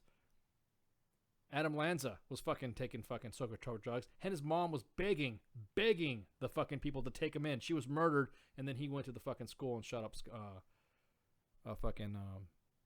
Sandy Hook. You know what's really sad about this? And it just hit home. My nieces and nephews, they watch their mom pop pills for everything. And my ex did the same thing, pop pills for fucking everything. They grew up seeing this shit. And then they started giving the kids all these pills because they called them ADD, ADHD. These are just vibrant ass children. They just needed something to do. Yeah. And I begged and pleaded, like, all they need is something to fucking do. Quit giving they gave them a pill to fucking wake up, to chill out. Exactly. A pill to sleep. Exactly. Exactly. Let these kids have a natural fucking cycle. You're destroying their neural pathways. Well, it was what we were discussing about Big Farm. I mean, we were talking about Big Farm and how as soon as we started talking about that shit, all of our fucking interwebs started acting up. Remember that? I've been posting a lot of stuff on my Facebook page, and a lot of my posts on guns and stuff like that have been slowly been removed. So I posted some more. But anyways, but my point being is that, we were talking about Big Farm. That, from 1996, the budget for Big Farm was advertising costs were like $791 million, and up to 2004, now it was raised to $3.8 billion for Big Farm. So you know what I heard today? What the fuck? That Farm, these record labels, this new rap coming out about all these. You've got all these new mumble rappers talking about pills and getting fucked up on pills, Xanax, and they're literally calling. There's a rapper named Little Xan, short for Little Xanax, and talking about Adderall, fucking all these different things. There was a rumor I was reading on Reddit that saying Big Farm is giving money to these record labels to push these kind of rappers out there. Well, not only that, but there's also, I mean, come on, Fox News, when we were talking about mental illness, this fucking kid that shot up the school just recently, last week, was on psychotropic medication. Had been seen and was rejected. And like I said, over 20 times the police officers came over to his house and his parents were like, hey, we got to do something with this kid. Red flag. Yeah, red flag like a motherfucker, dude. And so you now do something about this kid. Yeah. 20. Over 20 times over the fucking house, and there's not an issue with it. God, I want to put on a tinfoil hat right now. Ooh, dude. Oh, well, we got 20 minutes. You're not off on doing it. It's just the police department showed up 20 times to his fucking house. Over 20 times. I don't know how exactly they say over 20 times. He goes to a school, starts shooting, and the school resource officer waits. Doesn't enter the building. And and I forgot to tell you about this one. The goddamn had to have known that they had 20 contacts with this motherfucker. No, brother. No, I'm talking about the camera systems have been set on delay. That's delay. They were on a 20-minute delay. So the cameras, if you want to review something, you want to rewind something back to see where someone was at to find someone, you can go back to look at a 20-minute delay so it's recording. So that's why also they didn't go in there, is because they thought that he was still in there. He'd already been going to fucking McDonald's. Dude, there's many fucking fails. There's a thing that is coming out that I sound like Alex Jones, like a motherfucker right now, but there's a conspiracy that they knew this was going to happen. Yeah, of course. We said we had said that already. When we had Saturday Night Savagery, man, I activated my tinfoil Kevlar, man. I was like, I'm surprised you guys didn't see the fucking glow, on the fucking horizon from so much tinfoil coming off my hat. Mike Goff, you're wrong for putting it on, dude. I mean, because that sends a red flag in your face. Like, they went 20 fucking times, and the more we dig, and the more that people dig and dig and dig and dig on this shit, all they're going to do is call us conspiracy theorists, and they're going to fucking, and all they're going to say is, oh, but these children are dead, trying to use that as the trump card. Yeah, no pun intended. Oh, no. I'm starting to think that all of these major attacks are either premeditated or tacitly allowed to happen. That's exactly. That's exactly what I said. That's exactly what we were saying on Saturday. We were saying, and I'm one of these people where 9/11 was an inside job. Fuck you. 9/11 was a tragedy. We were attacked. Well, wait a minute. But wait a minute. Go ahead. Oh, go ahead. It wasn't an inside job, but I am not entirely convinced that we did everything we could to stop it. Yes. I'm not entirely convinced anymore that we did everything we could to stop Pearl Harbor. We knew about it on both occasions, man. There's actual documentation. We knew about we knew 2 weeks before 9/11 was going to happen. There was CIA documentation saying it was going to fucking happen. Okay. And Pearl Harbor. But check this out. Though. How is it? Let me get this straight. So the parents of these kids that cry about, because there was a taboo talking about 9/11. Think about it. Yeah. There was a taboo talking about anything that had to do with 9/11. You couldn't say anything about 9/11 without somebody getting fucking offended. And now it is commonplace. So the parents of the generation that just got shot up in a school are now the ones that said that 9/11 was an inside job, are now butthurt when you say that the school shooting that they had was an inside job. Alex Jones got fucking roasted for it. Yeah. Fucking, okay, look at the one in Florida. fucking Jesus get right Christ, the kid, 20 times the cops were at his house. Get all fucking riled up. He up. posted videos on Instagram, Snapchat, or whatever. He told people, I'm going to shoot up a school. That's what I do. He was even turned in. He was even turned in to tips.fbi.gov. Yeah, the FBI knew about this shit. Yes. He told people what he was going to do. And that's why I call him a patsy. Just like the dude in fucking Vegas. What did I show you? What did I tell you? That video that I showed you guys of, they said that it was the shooter going to the hospital for a checkup, and he was in a gurney, and they were rolling in a gurney with nobody in it. Yeah. And with the crisis actor on top of it. That's another thing too. How come you're getting butthurt about saying crisis actor when you're saying 9/11? These are the same people that say that 9/11 is an inside job are getting butthurt when you say that's a crisis actor. You can't take the tinfoil on and off, folks. Exactly. Well, I guess my shit's on permanently then, because I didn't put it on. I just stapled it to my head. Fuck it. You got a hot glue gun that motherfucker. Exactly. You got a plasma ray. Attach it. It's just, we're going to have to get tenfold body armor. It's fucking sad because they knew the shit was going to happen. I am 1,000% convinced. And you can't say, well, kids died. You can't use that as a fucking argument. When you knew the shit was going to happen. He hung a sign around his fucking neck that said, I'm a school shooter. Yeah. Yeah. Yeah. Almost literally. Yeah. Straight up, dude. And then they caught the fucker? Yeah. That's weird to me. Yeah, he came out alive. That's really crazy. I'm sure, like, fucking Alex Jones got fucking reamed for saying Sandy Hook was fake. Dude. It wasn't fake. Kids actually died, but they knew about it ahead of time. They knew about it.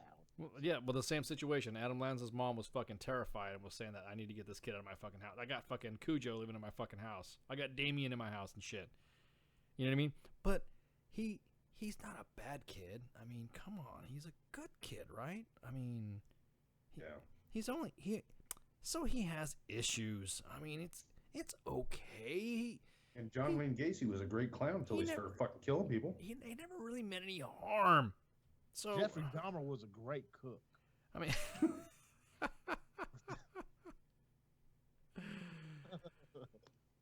mean, he was a good kid.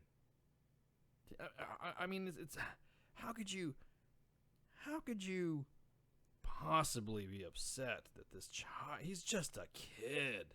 That's what they were thinking about when he was having all these issues. That's why they fucking a kid, the coddle culture, the coddling fuckers. Yeah, PC. Yeah, boys man. will be boys. He's just doing it's what boys okay. do. No, motherfucker, he's a violent individual. Boys don't go fist cats down the road. Well, not too far. What the fuck? I mean, even his neighbors, the boys in his neighborhood are saying, "Yeah, that's." I don't know how true all this shit is. With the news putting it out there, getting interviews, yeah, this dude was batshit crazy, man. This one kid popped out and saying, "Yeah, he was throwing rocks at squirrels." I was like, "Wait a second." It's like we all did that. Yeah, Chill the fuck out, bud. exactly. Yeah, throwing rocks at squirrels. That's normal. Yeah. Yeah, don't chill the fuck out, y'all. We can't all fucking put lotion on our nuts, bud. When you knock a squirrel out of the tree and then tie it to the bumper of your car and drive it down the road, that's when you cross the line. When I catch you out in the woods trying to fucking map to bobcat, I got questions. When I see it, when I see it. When I see a squirrel hanging off you like a cocksock, bro, we gotta talk.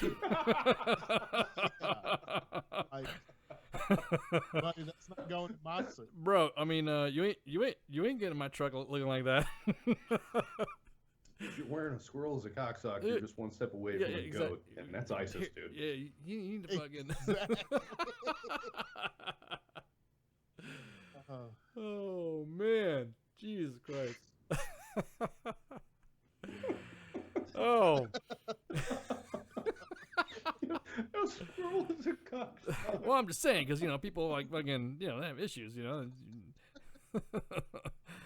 But again, everyone was talking about, this is, it was for the child, this poor child. And then as soon as something bad, immediately everybody was pointing fingers. Like they didn't want to take responsibility for what happened. You know what I mean? It's almost like the cops didn't want to take responsibility. The parents didn't want to take responsibility. The school didn't want to take responsibility. What happened to all these friends and all this other shit? Because he had associates. He had no loner does not have a friend. I have friends even though I don't talk. Anyway, I'm sort of kind of introverted too, I guess you would say. But I still have friends. People know that, I haven't heard from my son in a while. Ba-bing. Hey, what you doing, man? Oh, I'm doing good. What you doing? Oh, I'm just hanging out. You want to go eat? Yes, go eat. That's how it is. You know what I mean? So I'm pretty sure everyone even said, haha, we thought he was joking around. Ha, ha, ha, ha, ha. Oh, ha, ha, ha, ha, ha, motherfucker. So that you know something? No, I'm just saying. It was just kind of, he's just a boy. You know what I mean? This is nobody wants to take responsibility for it. And then, of course, immediately in everyone's fucking hurt and rage, they want to point fingers. I would have not, having Marco Rubio at that goddamn town hall was fucking stupid. That guy don't know shit. That guy don't give a fuck about Florida anymore. He's out of there. He don't give a shit about Florida. He got fucking elected, got what he want, fucked up Congress and fucked up the immigration program and fucked up everything else. So yeah, gang of 12 and 8 and whatever the fuck you want to call it. Fuck it. This kid looked like a tard. I think he was a calculating motherfucker that knew exactly what he was fucking doing. He does got some satellite ears. He was picking up some transmissions. Crisis actor. Him? I think he fucking no. I think personally that he was fucking. I'm talking about the shooter. Coach? I'm talking about the shooter, not the fucking, not the survivor. I'm talking about the shooter. The shooter fucking he is playing the kid card. Well, if you don't get me the death penalty, I'll plead guilty. You know what I mean? He's playing it, calculating as fuck. Yep. I think he's about as fucking smart as mayonnaise. That's what I'm saying. Well, I mean, I think he is. I think he's calculating. I mean, you could be fucking. You don't think fucking lawyers, his evil ass fucking lawyers. Now stop! Don't even go there. The lawyers can't control. They can't control. Manipulative. That's what he is. I've never understood this. I've never taken the bar. I've never been a fucking very never been very well versed on the legal system. But you've got somebody that clearly is a goddamn psychopath motherfucker, and he is one of these people in the world that just need to die. We don't need them. Get rid of the fuckers. How are you going to legally defend this guy? That just like how? Well, they have to. That's their lawyers. They're appointed. I Everybody. mean, really, the only thing they're doing is the only thing that the defense attorneys are doing is trying to plead down the death penalty to life. That's retarded. That's worse to me. To me, honestly, if you give me the choice, life or death, life in the fucking cage, or just kill me real quick, kill me. Ride the lightning, bro. Oh, I'm not trying to fucking live in a fucking cage, even for a minute. Well, again, like this right here, they're just one of those things, and that's what I'm saying. It's if kids want to make changes for adults, then adults need to fucking impose, and that's it. Kids, you need to realize there's gonna be some grown up shit coming at you. Kids need to get their motherfucking ass whooped. Exact. 21 years old for driver's license, boat ice, percent. I will make sure that kids' age limit of driving will be 21. I will make sure we're going to call it the blackjack law. We are going to make sure that you can. As a matter of fact, you are not authorized to have a phone until you are 21. You cannot have a phone. You cannot have a driver's license. You cannot drive. You cannot have alcohol. You cannot have smokes until you are 21. Can you hear me now? Your parents. Your parents are not authorized to give up any type of emancipation unless they're convicted of child abuse or neglect. Any case that will ensure that any rehabilitative measures towards you, if you accuse your parents, it will be a thorough investigation, and then we'll hand your ass back to your parents. In the case of your parents' divorce, they cannot live any more than 21 miles apart. Correct. Of a factor of 21, 21, 21. Any conviction of any of that, if you get busted for fucking DUI and you're underage, 21 years. Nah. I'd say if you get a DUI, 21 months in jail. If you kill 21 months in jail, $2,100 fine. Yeah. Yeah. And you have to listen when you're in jail, you have to listen to 21 Savage the whole time. The whole time. Damn. Does your dick touch your asshole, son? Shit in the bag. You got to listen to me fucking all night long with your stupid autist ass. God damn, that was right on. So saith the Doc Madness. What's that Florida $21,000 fine? What's that Florida senator's name? Marco Rubio. Yeah, I'm Rubio. thinking. Yeah, Marco Rubio. Ted Cruz. This is Ted Cruz's nephew. Oh God. Who? Ted? I'm just fucking with you, dude. No, dude. Glad you picked up on it. Yeah. There's some shit that gets to this tinfoil hat. Yeah. I know that. Yeah, that shit. That your tinfoil hat blocked that one off. Shield 5,000. No, but like a fucking Jedi with a lightsaber. But what I'm saying though, dude, is that he is, like I said, if you want to enact laws that you want to make change kids, no problem. We will make big boy law. We will make big boy laws for you. We will make the change you want. So 21 years old is when you can do anything. However, anything that you do that's illegal, if I see you with smokes, if I see you with booze, if I see you fucking driving, and you're under 21, it's 21 months immediate fine. 20. Wait, I'm smoking? Yeah. All you got to do is get them to smoke 21 packs of cigarettes. Hell, even 21 cigarettes. They'll quit, I promise. Well, as you're saying, that's 21 cigarettes in 21 minutes. 21 minutes. Yeah. Smoke that motherfucker out. Exactly. Like you said, that's right, Al. Sometimes there are just no fucking consequences, and these little shits need consequences. Because I'll be honest with you, if my daughter hauled off on a grown-up like the way some of these kids were talking to some of these grown-ups, I would have slapped the fuck out of her. But you know what? Because she's under 18 and under my roof, corporal punishment's authorized in the state that I live in. 21 lashes. 21. A vicious backhand. 20. I mean, yep. She pimp slapped the fucking because you know what? Some of these kids are out of control to have their parents let them talk to adults like that. Because you notice the kids that were in fucking in Washington were pretty fucking level-headed and were pretty fucking articulate and were able to say their piece, as opposed to that town hall down in Florida where everyone's screaming at everybody. Well, actually, they weren't screaming at everybody. They were only screaming at Dana Loesch and fucking and Marco Rubio. Those are the only two that were screaming at. And did you guys catch Dana Loesch calling that bald chick a guy? And nobody caught it. I was laughing my ass because before we start a show, I got to do some research. Did she? She goes. The wrong pronoun. She used the wrong fucking porn, and I died fucking. So look at the video, guys. Look it, and check it out. And it's when Dana Loesch is talking about whatever, and she's like, what was supposed to happen, and everyone starts shouting her down. She's like, wait, you can shout me down after I answer, but let him finish. I was like, whoa, savage. Right across. When kids or teenagers start trying to sound like they have something to say. Oh my God, they're hilarious. My hands go right to my belt buckle, and I just want to start undoing it, and just whoop. It's just an automatic reaction. Just I want to beat the. I've got a 5'11" belt, which basically with a buckle on it, with a buckle and a triangle on there. It should have like a triangle on there. No, mine's got one of those jump buckles. Oh, like you can fucking tie me to a C-130 and just pull me along. It'll hold. Yeah. And I will beat the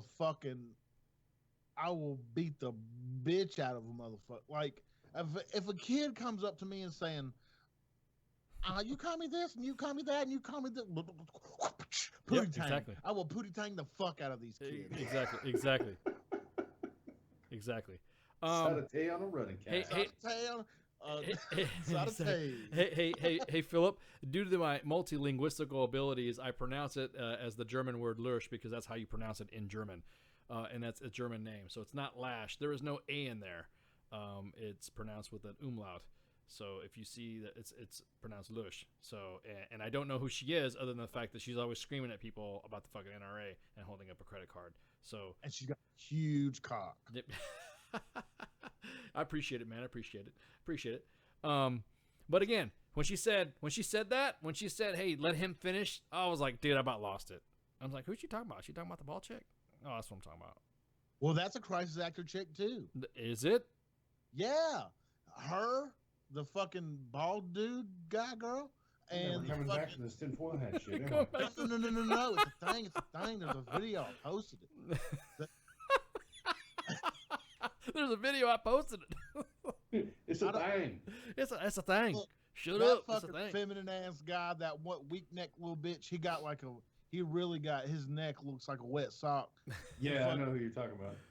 And that big old alien head. He might be a fucking lizard person. But didn't somebody dime him out for going to high school with him? Oh in 2015, he graduated in California.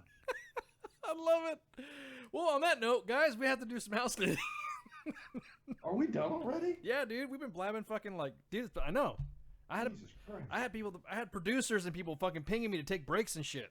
I already finished my booze. You can't have Jay Reddy on the show anymore. He just makes the shit go way faster. Well, we were talking on a good subject, and Jay Reddy just fits right in. So fucking yeah. Well, thank you guys. I'll thank you. Fuck, I wish we could go 2 more hours. Oh, no kidding. I know. Good shit. So, real quick, let me just go give some house cleaning. What we got going on? We're not gonna have probably another guest probably till like next Friday when we have Scott Morrison from Operation Supply Drop coming over. That's tomorrow. Tomorrow's Friday. Oh. Wait. Okay. I'm so tired. All right, all you women. Okay, all you women, right? Okay, let me take. I won't say all you women. I won't say that. I love okay. you guys. All of you front desk personnel need to fucking do push-ups then, because I am looking at a goddamn fucking cut sheet and it says 3 February. So I'm thinking it means 3 March. So I'm saying, wow, we're not gonna have a guest for another fucking, whatever. So, what is it? So Scott Morrison is gonna come tomorrow, right?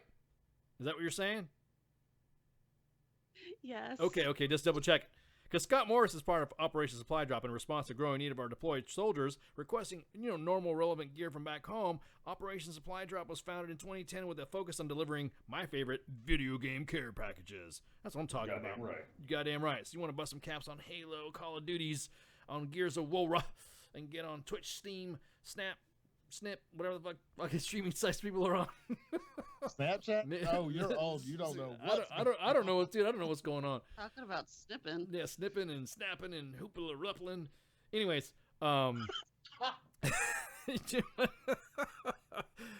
so anyways, it's a direct reflection of those, listening to those we serve. Tens of thousands of our active duty service members receive care packages courtesy of our generous gaming partners, and they develop substantial programming to work with veterans during their transition home when they get back from downrange.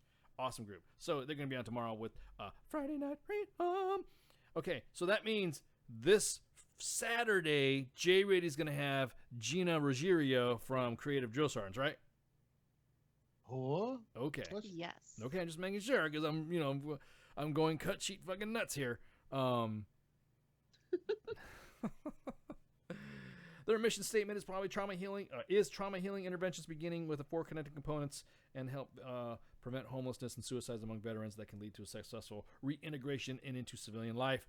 27 February, next Tuesday, is going to be Tony from Service Women's Action Network, or SWAN.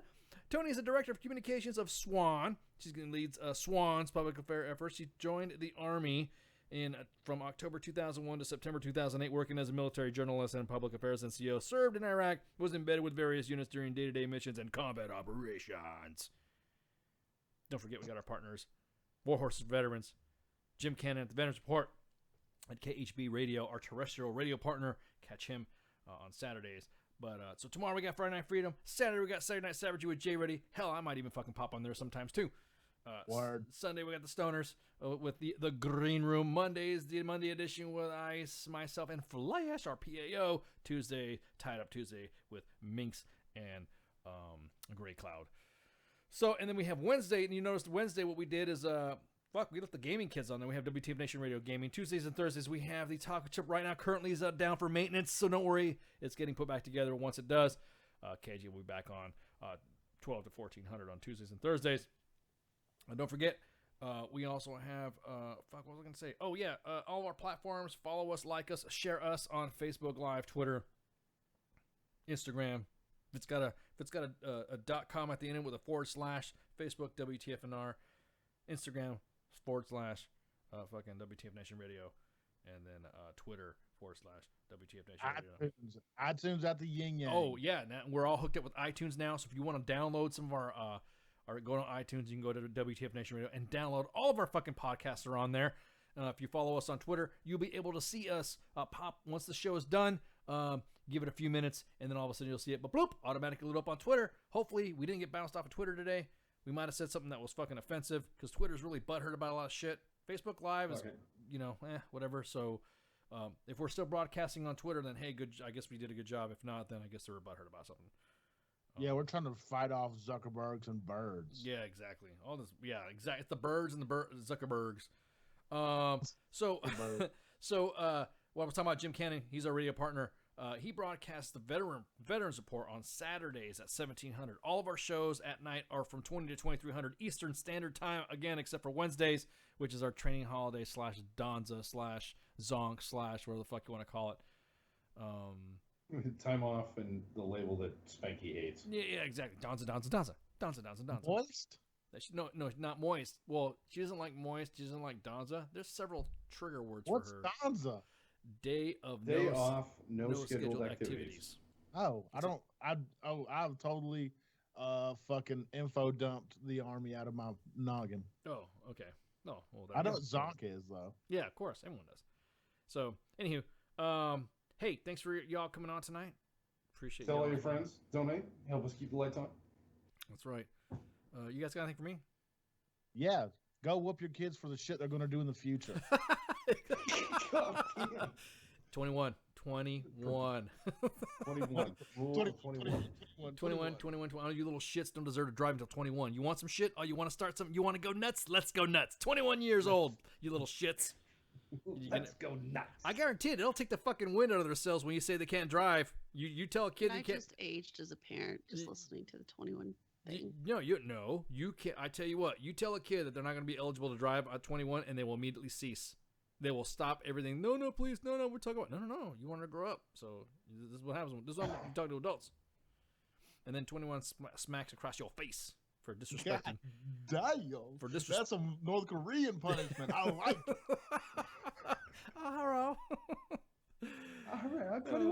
Rook's like, you want to fight 21 times, huh? 21 years old, huh? Oh, Rook. Anyways, thanks for joining us tonight. Starting time, 22 February 2018, broadcasting live from the Functional Veterans Center of Excellence. This is ICEA Shouts. 21 shots. The voice of U.S. Army, WTF Moments. This is WTF Nation Radio. Good evening, boys and girls. This is Tim Kennedy. I'm a Special Forces sniper, a Ranger qualified Green Beret, a UFC fighter. Please listen to us and the shenanigans that we're going to say. We will insult you. There will be racial slurs. We will be sexist. We will offend you. But there will be magic, and a unicorn will be raped. So enjoy the show. Thank you for listening on WTF Nation Radio.